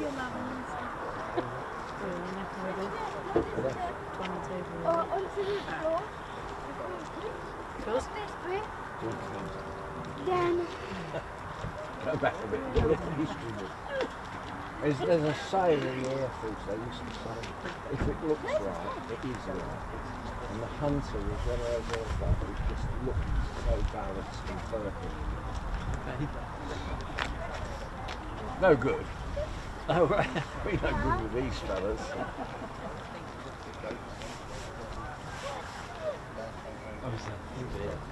In fact, the early Red Arrows used Hunters. Yeah, and also, one side, I don't know why they did a display team that was all black. Yeah. And the only thing I can think of, I know, is it RAF Darling? Yeah. Their hawks are all black. Yeah. Might be a carry-on thing. What was that, the Macklin? No, nearly. That's something else. Yeah. I got one for you. Okay. What did the Spitfire become? Spiteful. Spot on. Supermarine Spiteful. It was indeed. What monoplane of the Second World War had a turret? A turret. A turret. The Bolton Defiant. Yeah, Bolt and Paul, Defiant. Yeah, Bolton Paul Defiant. Yeah. I'm doing all right. I'm getting there now. I want to roll. I want to roll. Let's get back up there.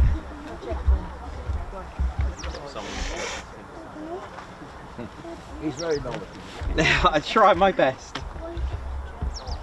Oh. Check this one out, Barry. New one. Oh, Oh yeah, I saw that on your live earlier. Blonham Voss. The Horton 229, 229, yeah. Amazing. Look at that. It's pretty impressive. The flying wing. It was amazing at the end of the war just how much stuff that they ferried back to. Yeah. Amazing. They're not far, are they? Oh, where is that? That's St. Duxford. I'll be doing lady sheds, teddy bears. The buzz here is absolutely wonderful. Everyone's quite excited. So my, Yeah, I was helping. sorry, I've just had 30 minutes Were you out. Come on. following drawings or? Yeah, it's Basically, it's a full complete. Paul Burrows, oi oi to you. How you doing? Hello from 15 Wing is Brent Mosley. I was doing an engine test on it, and it kicked back on me and fractured my spine. No. Yeah. Wow. Are you alright now? Yeah, I still walk with a limp, but I'm alright. You're pinned and... No. I've even got the video of it. So, Harry, thank you very much. 81st Tactical Fighter Wing was made up of 6 squadrons, the 92nd, the 509th, the 510th, the 511th Tactical Fighter Squadrons, all at Bentwaters, and the 78th Tactical Fighter Squadron and the 91st at Woodbridge. So, to go over these tomatoes. indeed, you may recognise some of those squadrons as they still operate the F-16 CMDM squadrons. They are indeed. Tomatoes. He said, I don't know where it's from. He said, well, let's go and have a look. How we doing? Hope you're all good and feeling the buzz. It's going to be quite exciting if we get these. And he said, I'll look this up, I can't tell you now, but I will look it up. Yes, I'll tell you what aircraft it was. It was an F-104. What's the Germans called the flying coffin? Yeah. Lockheed F-104. So then he found something at an auto jungle, so he buys that, and then he finds something else, he does that. It's absolutely true. Hopefully we get some sort of light. An F-104. What was really just smart. He was on television, American television, and they said, we're not finished. He said, no, there's one compartment you can't get. And it's the front tyre. Oh, couldn't get the front tyre. And someone was watching in the military, and they found in a warehouse somewhere 2 brand new ones, and they gave them to him. And now he does air shows on 2 cells. Halfway was fixed again, and we.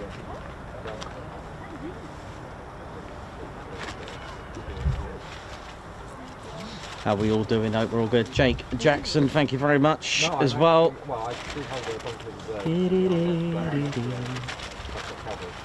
Oh! With your back? Not anymore. Oh, you're not in the... Not anymore. No. I am a pretty good pilot. It's Mark Joyce. How you doing? Living the dream. How's it going, man? Yeah, good to see you, man. You all right? No. Surprised you got in. How you doing, man? Surprised you got in, man. Yeah, I floored it. yeah. Yeah, that's fine. Just, you know, see what we're going to get. Hopefully they come in the next... I've not seen these. They should be, they're about half an hour away. Really? I've never seen them in my life, so this will... Wow, this will be a first, so, for me, so here we go. Yes, it's going to be good. You keep it well, though, mate, yeah? You're Good. Yeah, loving it, man. I've been here all day. You've been here all day? All day, just doing some work here anyway and hoping to see any random stuff. But, you know, in it to win it, isn't it? What luck, innit? That's the way it goes, man. That's the way it goes, mate. That's it. Have you ever heard of something called piss?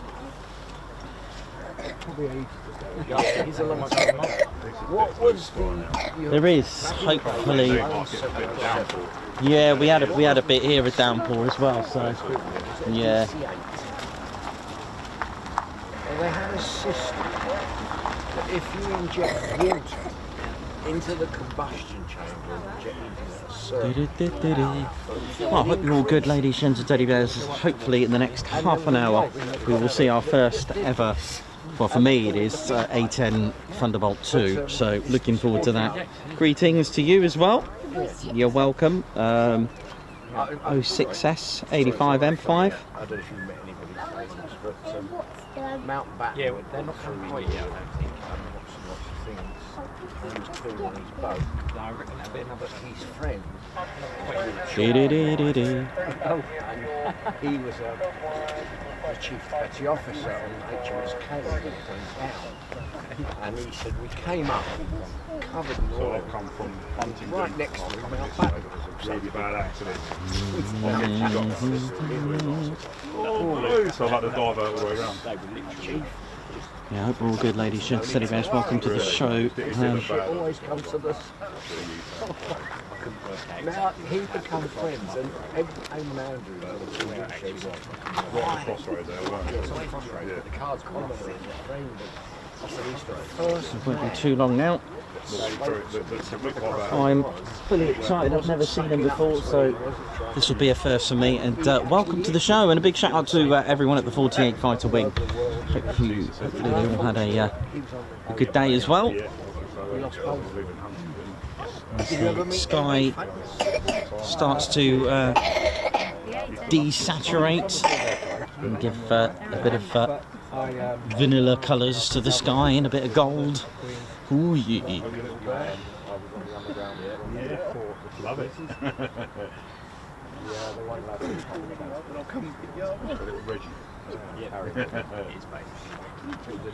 Oh, bless Nick Panayotti, thank you very much, bless you. Now I've got gonna head back to Peterborough, but thank you very much.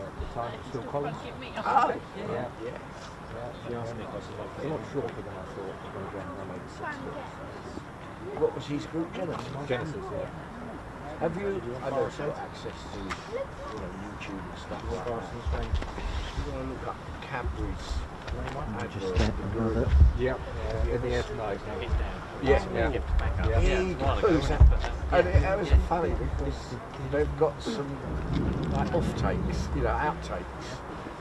But the monkey remained in character. Yeah. So he's going around kicking chairs over and throwing his jumpsuit down. It's really, actually, that's funnier than the edited footage.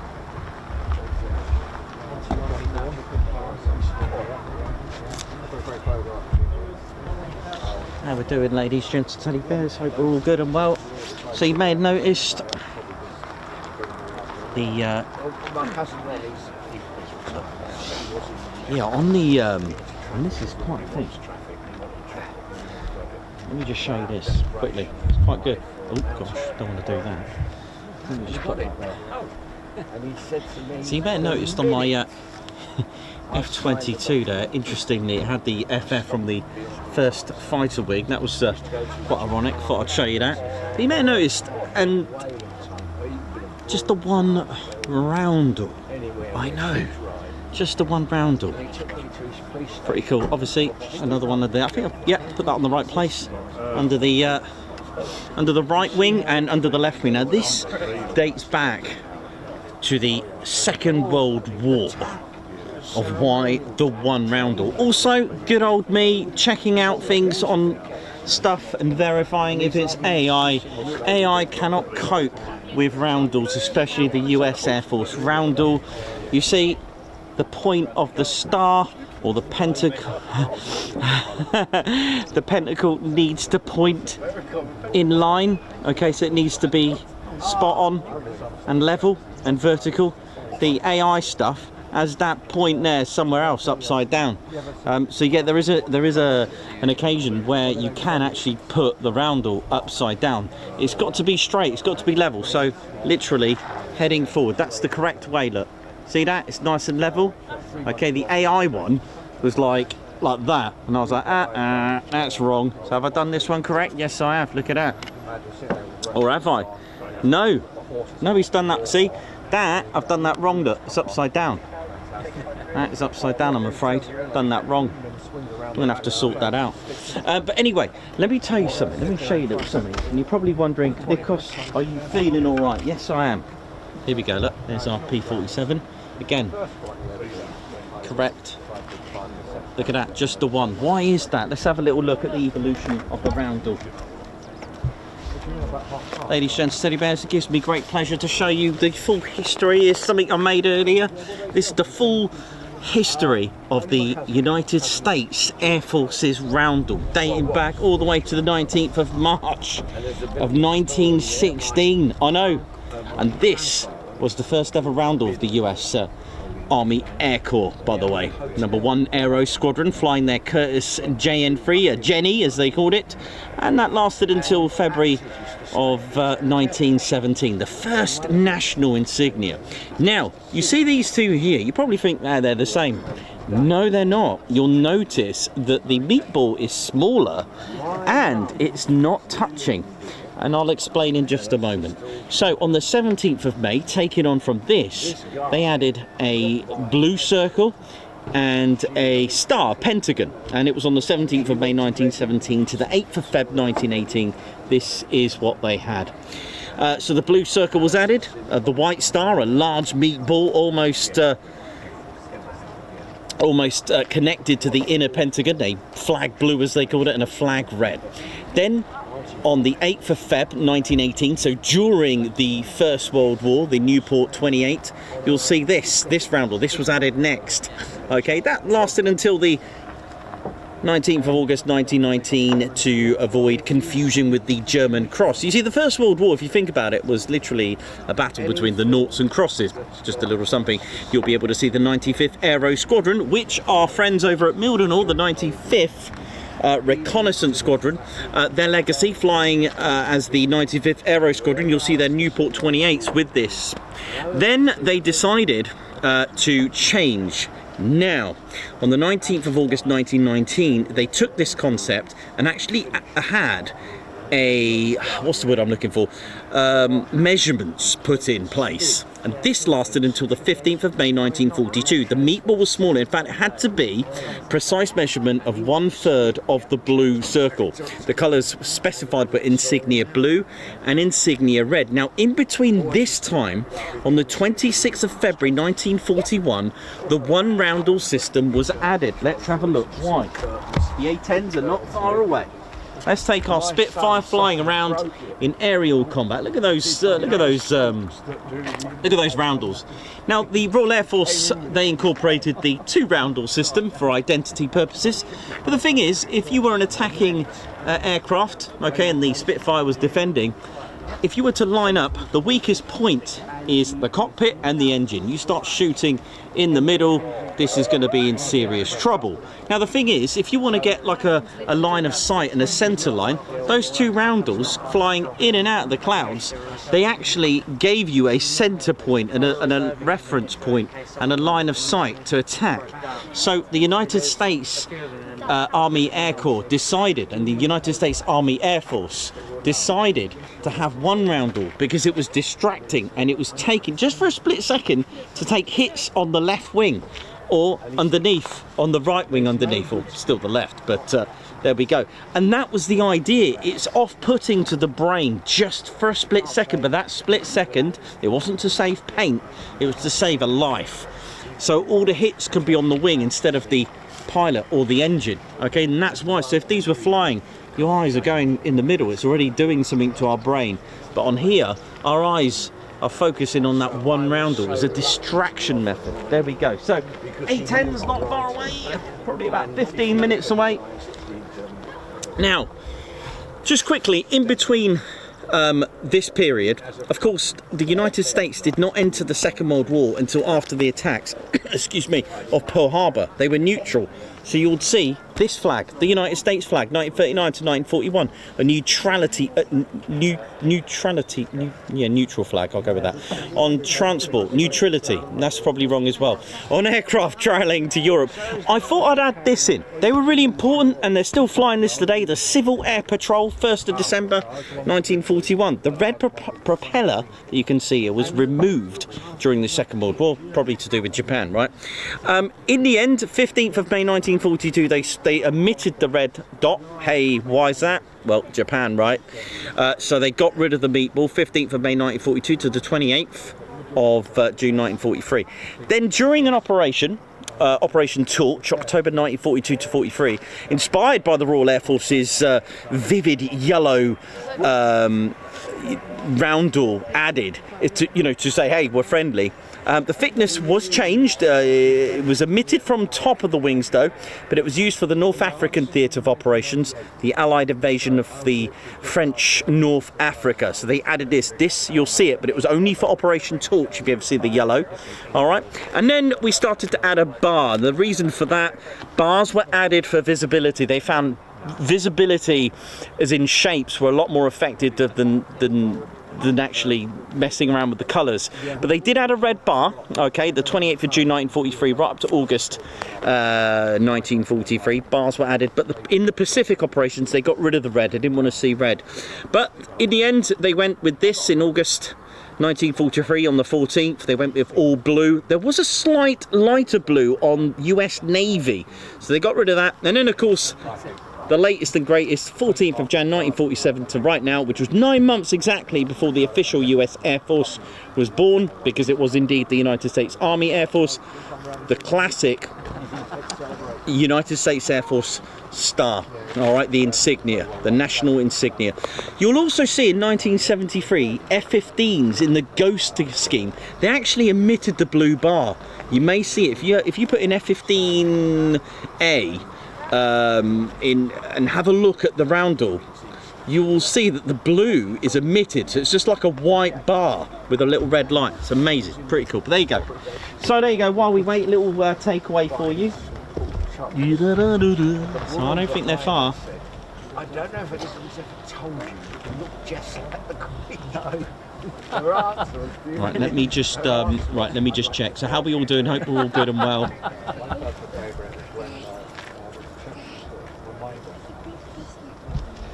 Okay, they're not far now. Right, let me just check where they are. Yep, switching to LN up, so really not far. So let's get ready, ladies, gents, teddy bears. Just do some lighting checks and stuff here. Let's have a look. We're running out of light. Yes, it's been on us all day, I know.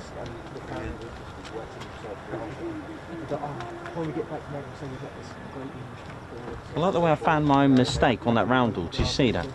It's pretty funny. There's a lovely story that is true.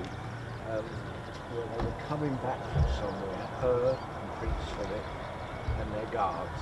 If you just joined us, don't forget to hit the like button and do subscribe to your one and only Ted Coningsby channel, bringing you military aviation around the country. One of the guards was walking back and he found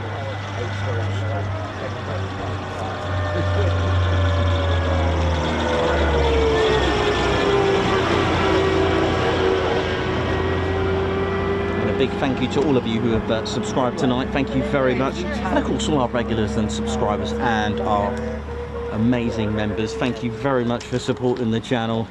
Keeping the dream, keeping the stream. You know it is.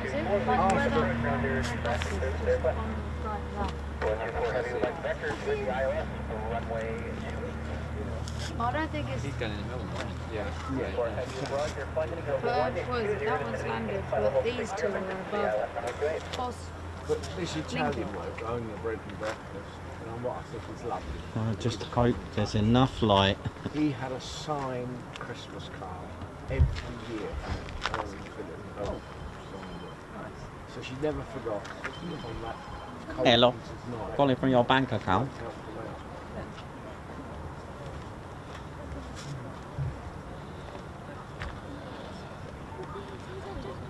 Shouldn't be too long to be there now. They're above Lincoln. We've just gone past them. So in jet language, that's not very far, is it? Road flight. We've got some emotional weather, I think, coming, sadly. Let's have a look. 400. Is that then? No, it's Mildenhall.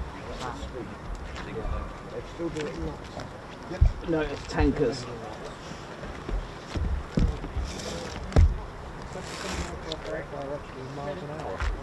Okay. If we get a red and green light machine. Red and green is the British Army.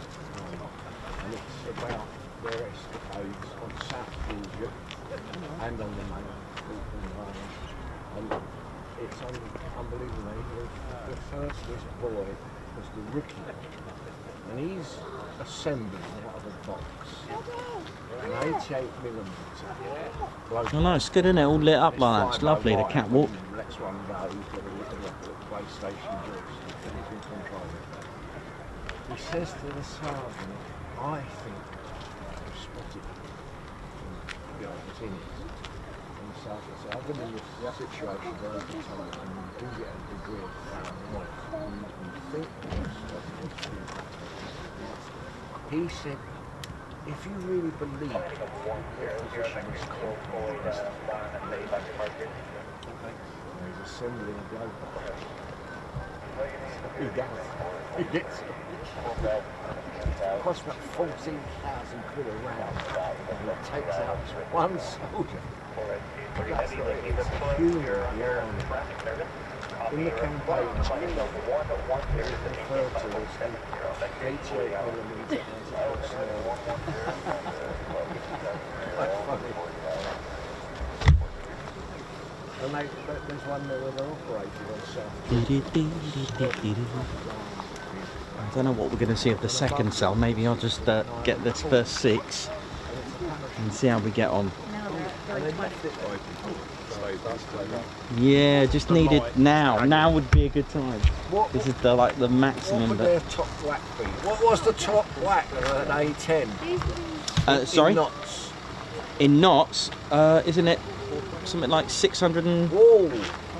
Is it about 500 max? Look at this.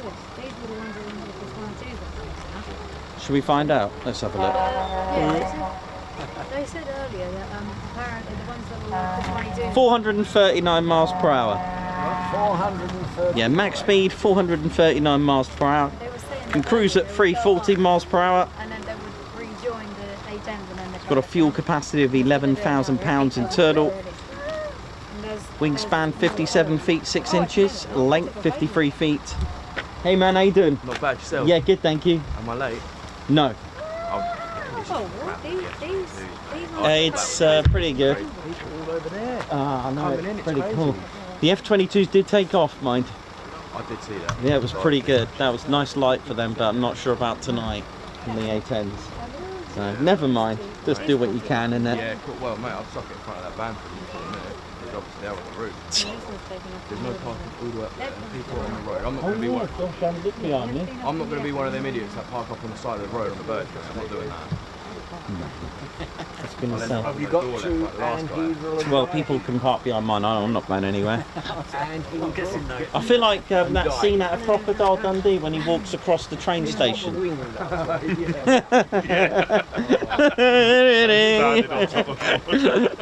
Oh, that bit when they're calling, I love you. He says he loves. That was good. Shout to there, then Yeah, that was that. Oh, that was a great movie. That. Powered by 2 General Electric's TF-34s with 9,065 pounds of thrust, and one of the not rare but not that common features a H-tail, just like the Lancaster and the Skyvan. JU-87, stupid icon that had a wing that had 2. I think what it might be, if you've got a wing and it's 18 foot long, which makes it too big to go in a lifted American carrier. If you've I got just a hope we've got enough light. It's looking a bit... Oh well, we got to see the F-22s in beautiful light.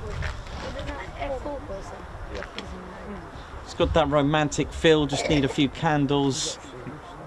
It'd be pretty good.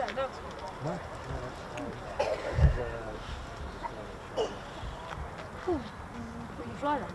I do fly, yeah, I often fly them. Is that them over there? There's some good footage on YouTube from the warbirds somewhere in America. These mega rich people. They're flying a Japanese year. Airborne. Yeah, I'm staying here. I'm literally in front of the little van. 10:15.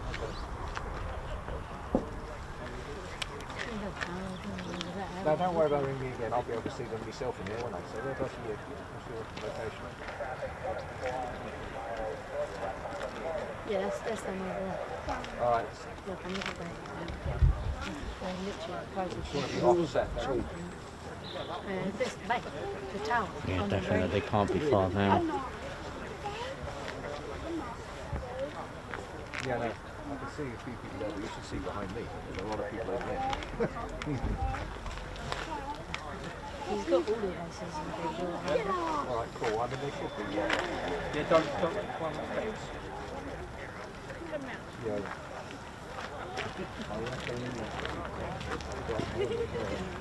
Yeah, well, About 3-4 minutes ago, we're opening. I can hear something coming. maybe, yeah, might be. I think they got some marine pilots in those A-10s. They have them in the F-35 as well. Have they? You know, F-35 have women as well. I think those 15s have gone down with the Looks like it's going to rain. Oh yeah, look, they're just doing their last runway check or something. These are closer than King's Lynn already. They ain't gonna do it.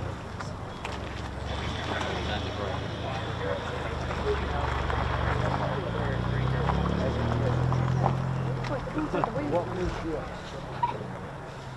and your Lancaster bomb on this side? Every Tail gunner? Wasn't there like one halfway along in the bottom?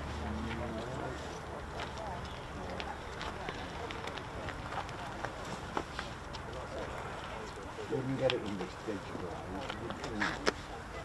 Is it a Morse code or a flight engineer or something? Oh, of course, yes, I forgot about the pigeon. Yeah, the pigeon. The O1.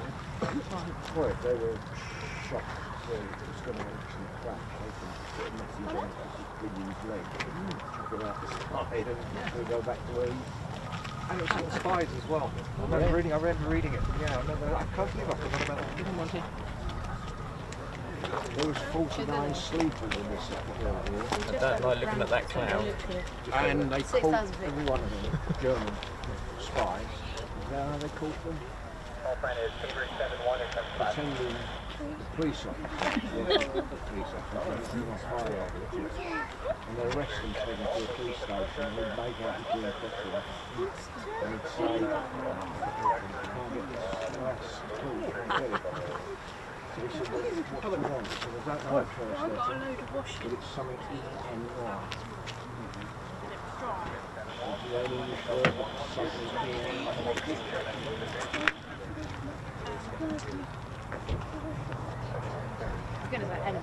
and you'll stand here for 100 years and not love it. Because you learn English as a mother tongue. If you learn English as a second language, you get it. Well, it is. Oh yeah. It's spelled completely. What you do is everybody does it. You do process of relation. That's what I was saying. So you go Benny, Penny, when you get to B, you go Denny, and move on. Yes. If they got that question right, and they were executed in Woodward Scrubs. Because they used to catch, the Germans used to catch the American clouds, like, and literally ask them number 3 for the show, and strike number 3. They always used to go 3. Germans go 3. And actually see it. So we all go drink and go up. Saying very difficult. Yeah, that is Whatever. They always Germans always 3. We now, With the thumb. still do that. Still do that. What if they do that? No, but literally any kind of with a thumb or finger, that's it. That's through. British flies, American flies just go through. But the Americans never had to. Just waiting for the A-10s as it's getting darker and darker now. So simple, so true. They transmitted in Have a little bit of light left. Yeah. Yes. Let's try and get a little bit in there. The film was a touching bit, almost makes you cry. What's that, sorry? He's got a bodyguard, bloke with a gun. Mildenhall, that. 24/7. And at the end of the film, this Navajo bloke is going to the States and calling their shit to say goodbye to them. Want to thank you for looking after them and keeping them safe.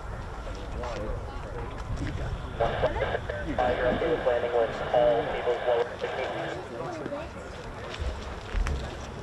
Yeah. If it had been overrun, if they'd have got him, they would have had to cope. So we had a minder. Yes. It was about a minder and a pressure box. What do you reckon now then? Where are they It's now? over there somewhere. Oh, it's 2,000 feet. Oh, that's it. Looks good that one there, doesn't it?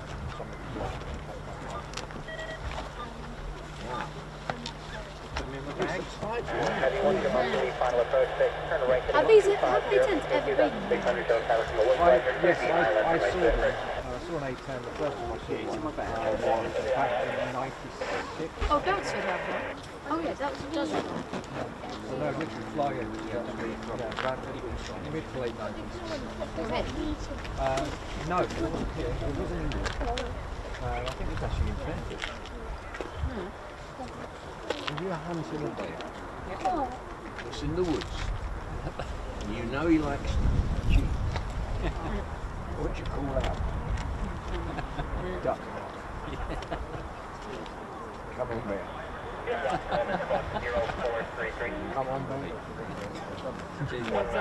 What do you call a short-sighted gun? When it comes to rain. I think he saw us. Like the creme. Creme de la creme. What do you call a short-sighted dinosaur when you're out walking your dog?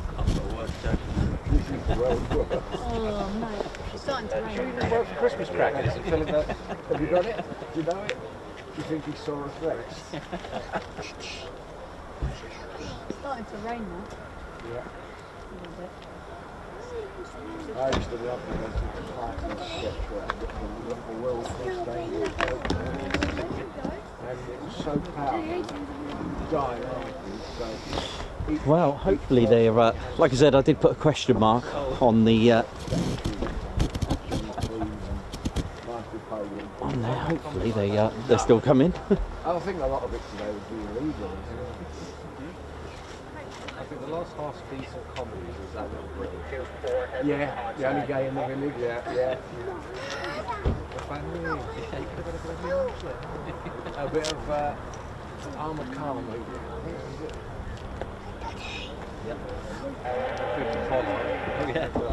Hey, this is no joke, this is true. Get your Which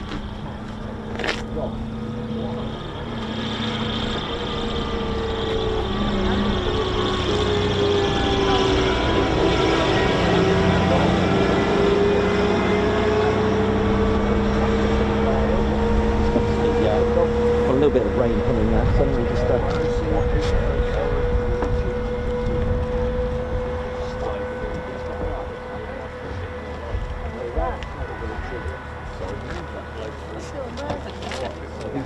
That was really grim over there. Yeah. Well, one more was flying around up there in the undercarriage. yeah, it's fine. Yeah, it's all good. Hopefully they're Oh, this is hearing runway 28, which is so bad. Do you remember when? Which is Mildenhall. No, he put out oil in Not very good. No. Anyway, Oh, there they are. What is this? two blokes at the pub and his sister's mate.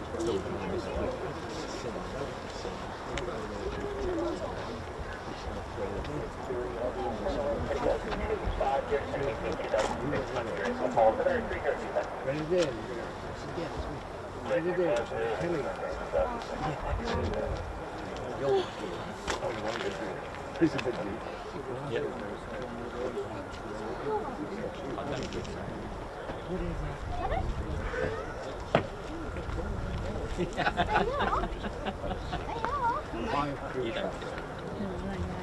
I only just got that one just a few seconds she would ago. ruin Predator there. Predator. Because a man, How we doing, ladies and gentlemen? Don't forget to one last go to subscribe to your one and only Ted Coningsby channel. It's getting dark and still hoping for A-10s. They're not here yet. he went away with it for a while. I'm still away.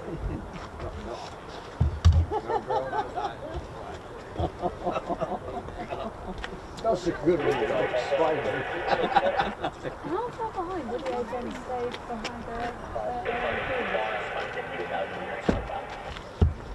What did we say then? 2,000 feet. I could check name. Do you think it's like an ALS system? I think they've got a like electronic ILS, yeah, they're probably coming on the ILS. One's a 3, 1 0 to the final approach. Next flight service heading maintain error about 2,000 feet. Oh yes, if you can. 2,700 feet. Are they going in crescendos coming in there? It's like he's lining up on this. Yeah.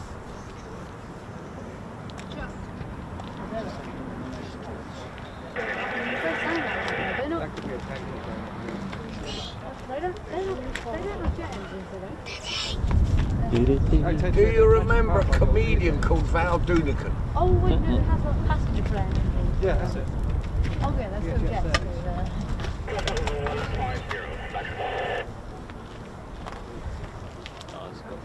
Yeah, that's them over there, though. Where? Oh, sorry. Well, it's going to be somewhere over there, like an air coming over It there. usually comes in here. Yeah, there they are. They sound like that apparently. Yeah, they sound like a commercial jet, isn't it, for quite far away. That should be them. The other tanker's over there. No, there's another one down there. Yeah, because they're coming on the ILS on there.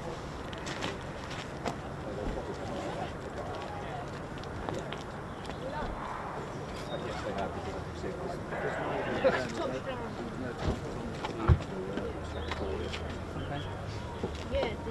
I'm just. Has that rain stopped for a minute? Yes, it has for a sec. Cables are down. They normally put that down for sleeping. Oh yeah, they are. See them?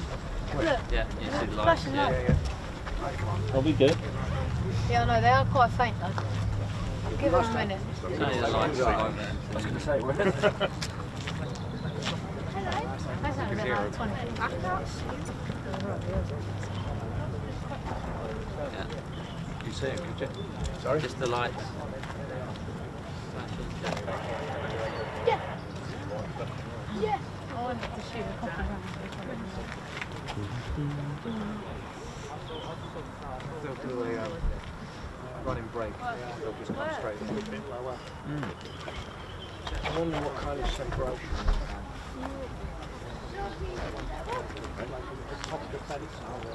Yeah, 6 first. Then No, I ballet, mean, 6. out of the 6, when the first one how close is the second?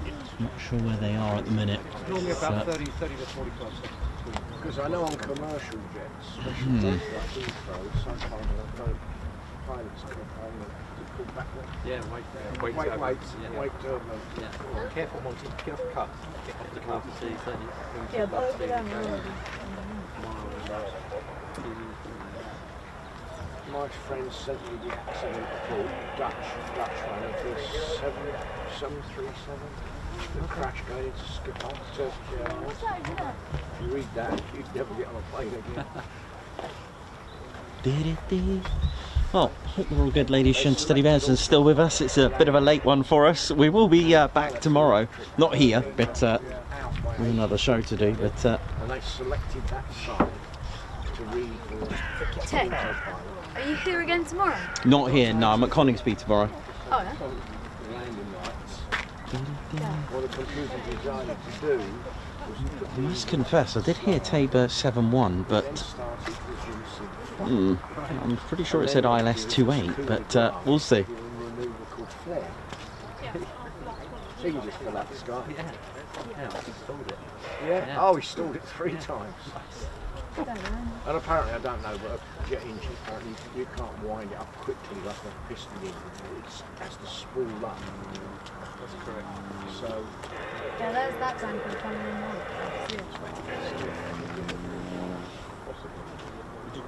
I saw him over there a minute ago. Yeah, there was a lot of lights. Wasn't there? Where'd they go? There's another tanker over there. Yeah. It's good. Take the pointy tonight. Is it the Cobra Warrior's finished now, is it? Or was it?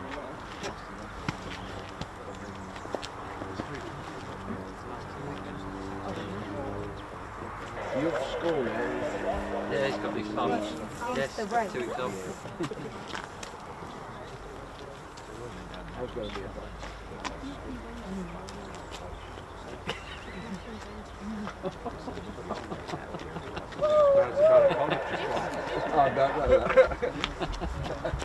It's getting a little bit dark, isn't it? Unfortunately. I'm gonna get. Don't like doing that. Makes it a bit horrible, but we'll see how we get on. Should be starting over there. I did see them a minute ago over there. Are you looking at ADSP? Well, I'm looking at flight radar, but also ADSP seems to be better to see the planes on the ground. On the ground, ADSP.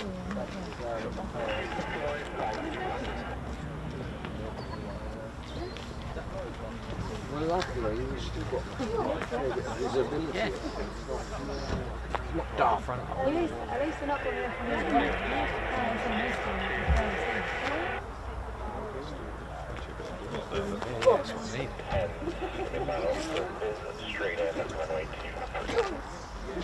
Was that 2-3? Yeah, yeah. Is that this one? Yeah. Yeah. Oh yeah, I see. Yeah, something's coming in. Here we go. Looking good. Here we go. Where is it? Oh, yeah, there. Come on.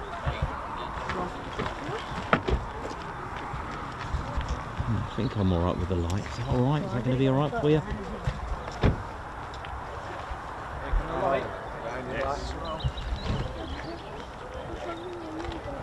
You're right, they went loud. Do you want your independent one?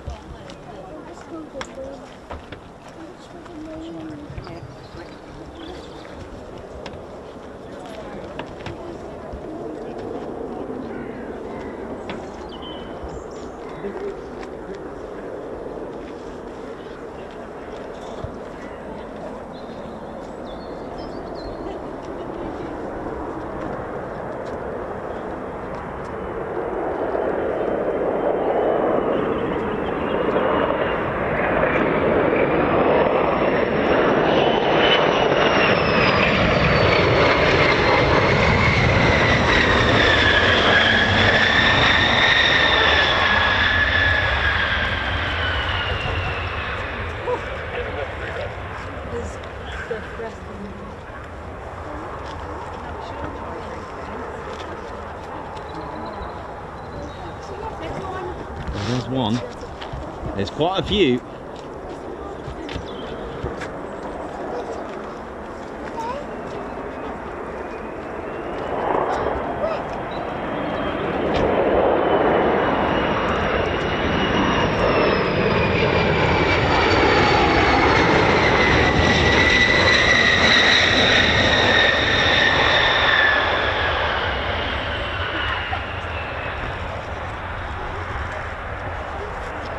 I'm number 3.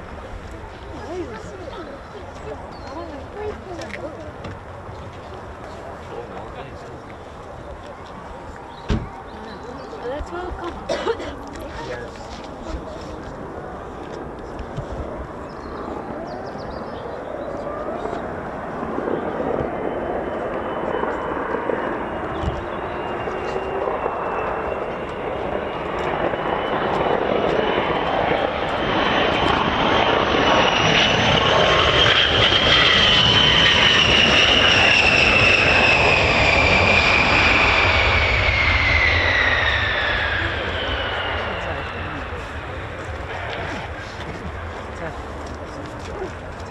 Beautiful. They sound like they're firing their gun. That are grunting.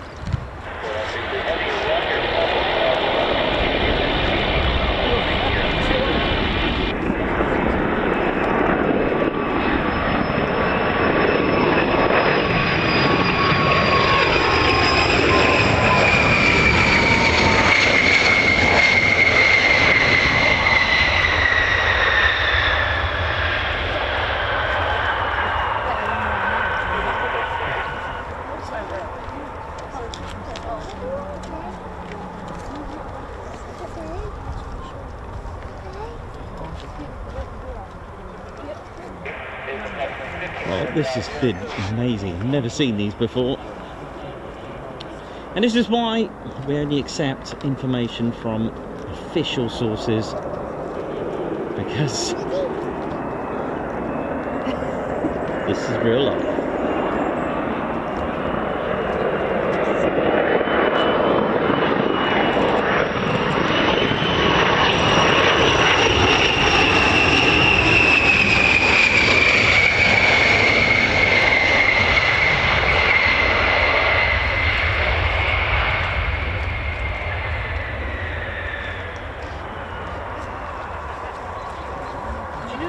Beautiful, my first time seeing A-10s. A little bit dark, but very romantic. Excellent. Is there a day left? Or another 6 man.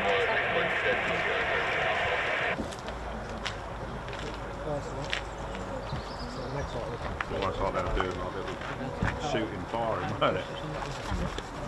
I want to go sit in the car. That was like they were doing little... I heard a little bit of a grunt there, you know? There was definitely a grunt, wasn't there?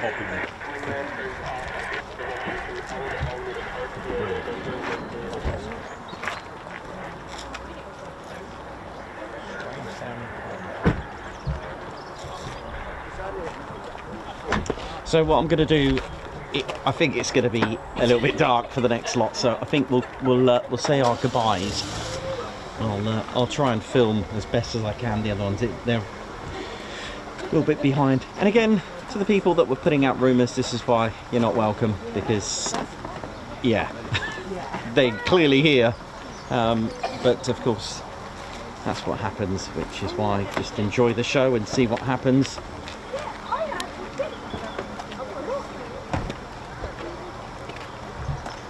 Jeff AGR, thank you very much.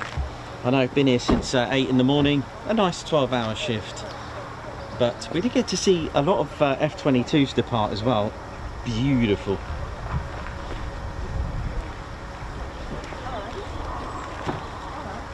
So lovely. Thank you very much, everyone. I hope you enjoyed that. And they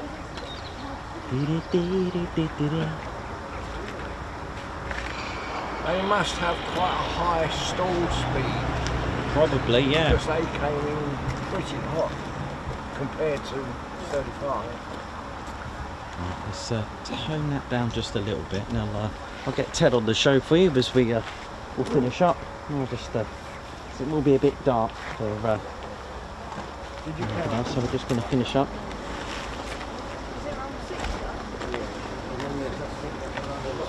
So thank you very much for joining us, ladies, gents and teddy bears. Ted's just about in there. Oh, thank you very much for putting the spotlights on. So we got to see the A-10s finally. Let me just wrap this up and finish up. Let me find where I was. Lost my spot here. Nicola Brown, 19 months. Raptors are just awesome. Thanks, Ted and Nikos. Guards March. Ed Butcher, thank you very much for 38 months, nearly 40. Keep up the great work, Nikos. Arthur Jackson, high five, Guards March, and a paw pump for gifting 5 Ted Coningsby memberships. I think I'm caught up there. And Cox, thank you very much. Oi, Nikos and Ted and Claire Bear, good to see you. Thank you, Squadron Leader, for a great evening show. Jamie Owen, high five, welcome to the Ted Coningsby Squadron. John Minter, thank you as well for the super. Get well soon, Nick Brown, thank you very much. And Kenneth Knober, thank you very much. High five and a paw pump for that one. Thanks a lot for your super. SGT Borg, or was that Sergeant Borg 1? Guards March. Tones Plains, thank you as well. Guards March to you, thank you very much for the super. Don Castellas, thanks again for the super. Nice to see you, Ted. Sergeant Borg 1, thank you very much again for the super. The tanker is coming in from the state of Michigan. Thank you. Jenny B, thank you very much. Oh, Jenny, hope you're okay, little man. Sorry to hear about your incident. Zen Adam Master, high five. Guards March, thank you for joining the Ted Coningsby Squadron. Dieter, diehard TCS member, for always so much respect for what Nikos and team is doing. TCS rules, thank you very much. Zen Adam Master, thank you very much as well. Can I have a scout out to my mum, Julie Dickinson? She's a big fan. Julie, thank you very much for being a big fan. Nick Termier, 37 months membership, Guards March. Mark Brooks, high five, welcome to the Ted Coningsby Squadron. Doug Ross, thank you very much for 25 months. It's all your fault, Marshy. Doug Ross, thank you very much for the super. Guards March. Iona Gordon as well, thank you as well for the super. Guards March to you. Stewie Park, high five. Welcome to the Ted Coningsby Squadron. NGB Banger Videos, high five. Guards March, thank you very much for joining our posh officers. Jake Jackson, member for 3 years. Wow, 3 years. I'm on the Bears and one love. Oh, nice one. Enjoy. Stuart Skeggs, thank you very much for all the A-10 virgins out there. Fern Edwards. Oh gosh, my chat's just died. I don't know what happened there. My chat has just gone kaput. My chat has just died. Let me just, so we're just going to finish up, and let me just get one more. Hannah RAF Hamster, high five. Guards March, thank you for gifting a Ted Coningsby membership. Baz Boy Q, high five. Paul Pump, thanks for gifting 5 Ted Coningsby memberships. Richard Litanowski, the absolute best channel on YouTube, cheers TCS, thank you very much. Paul L, 2025, 8 months membership. I hope Player Bear has tea ready for you. God bless. Zen Adam Master, hello, can I have a shout out to Julian Robin, Guards March. Also, Jill IP, member for 17 months. Thanks for another great month of membership. Alan Q, thanks a lot for the super. Craig Bruce, thanks a lot for 38 months membership as well. Guards March. And Doug Ross, thank you very much for your super. Could you say 6 more coming? We think so, we're not sure. But that's us done for the day and the evening. Thank you very much for joining in today. I'll just say our goodbyes and we're done. Thank you very much, ladies, gents, teddy bears. It's been an absolute pleasure. You can just about see me. It's getting a bit dark. How are we doing, Ted? And thanks a lot for joining us today. I hope you enjoyed it. It's been a good one. We've got a bit of history, bit of education in. It's going to get a bit too dark for the others. I'll just film them. It's not going to be great, but and there we go. Right, I'll see you tomorrow. Thank you very much. My name's Nikos. I've been your cameraman and commentator. This is our squadron leader, Ted Coningsby. Big shout out to the A-10s, wherever you've travelled from. And of course, all our friends and viewers and members, thank you so much. Right, my name's Nikos, cameraman, historian, commentator, squadron leader, Ted Coningsby. You've been watching the Ted Coningsby channel live at RAF Lakenheath. So for the last time for today, it is. See you soon. Wish you well. Ted, it's too late. It's well late for your bedtime, Teddy. Ted, very late, mate. Ted's off. Good night, everyone. See ya. Right. That was right on the limit, that, I think. Definitely. Hey, man, how you doing? All right. Yeah, good, mate. Good. Yeah. Just enough life for a bit of romance. It's a massive accident. Oh yeah, ladies, sheds and teddy bears, welcome to the Ted Coningsby channel membership. I'm Nikos, I'm your cameraman and commentator. This is our squadron leader, Ted Coningsby. Just want to say a massive thank you to all our members. Guns up and oh yeah. Take it away, Ted. Ladies, sheds and teddy bears, we want to say a massive thank you to all of our subscribers for getting us to where we are today.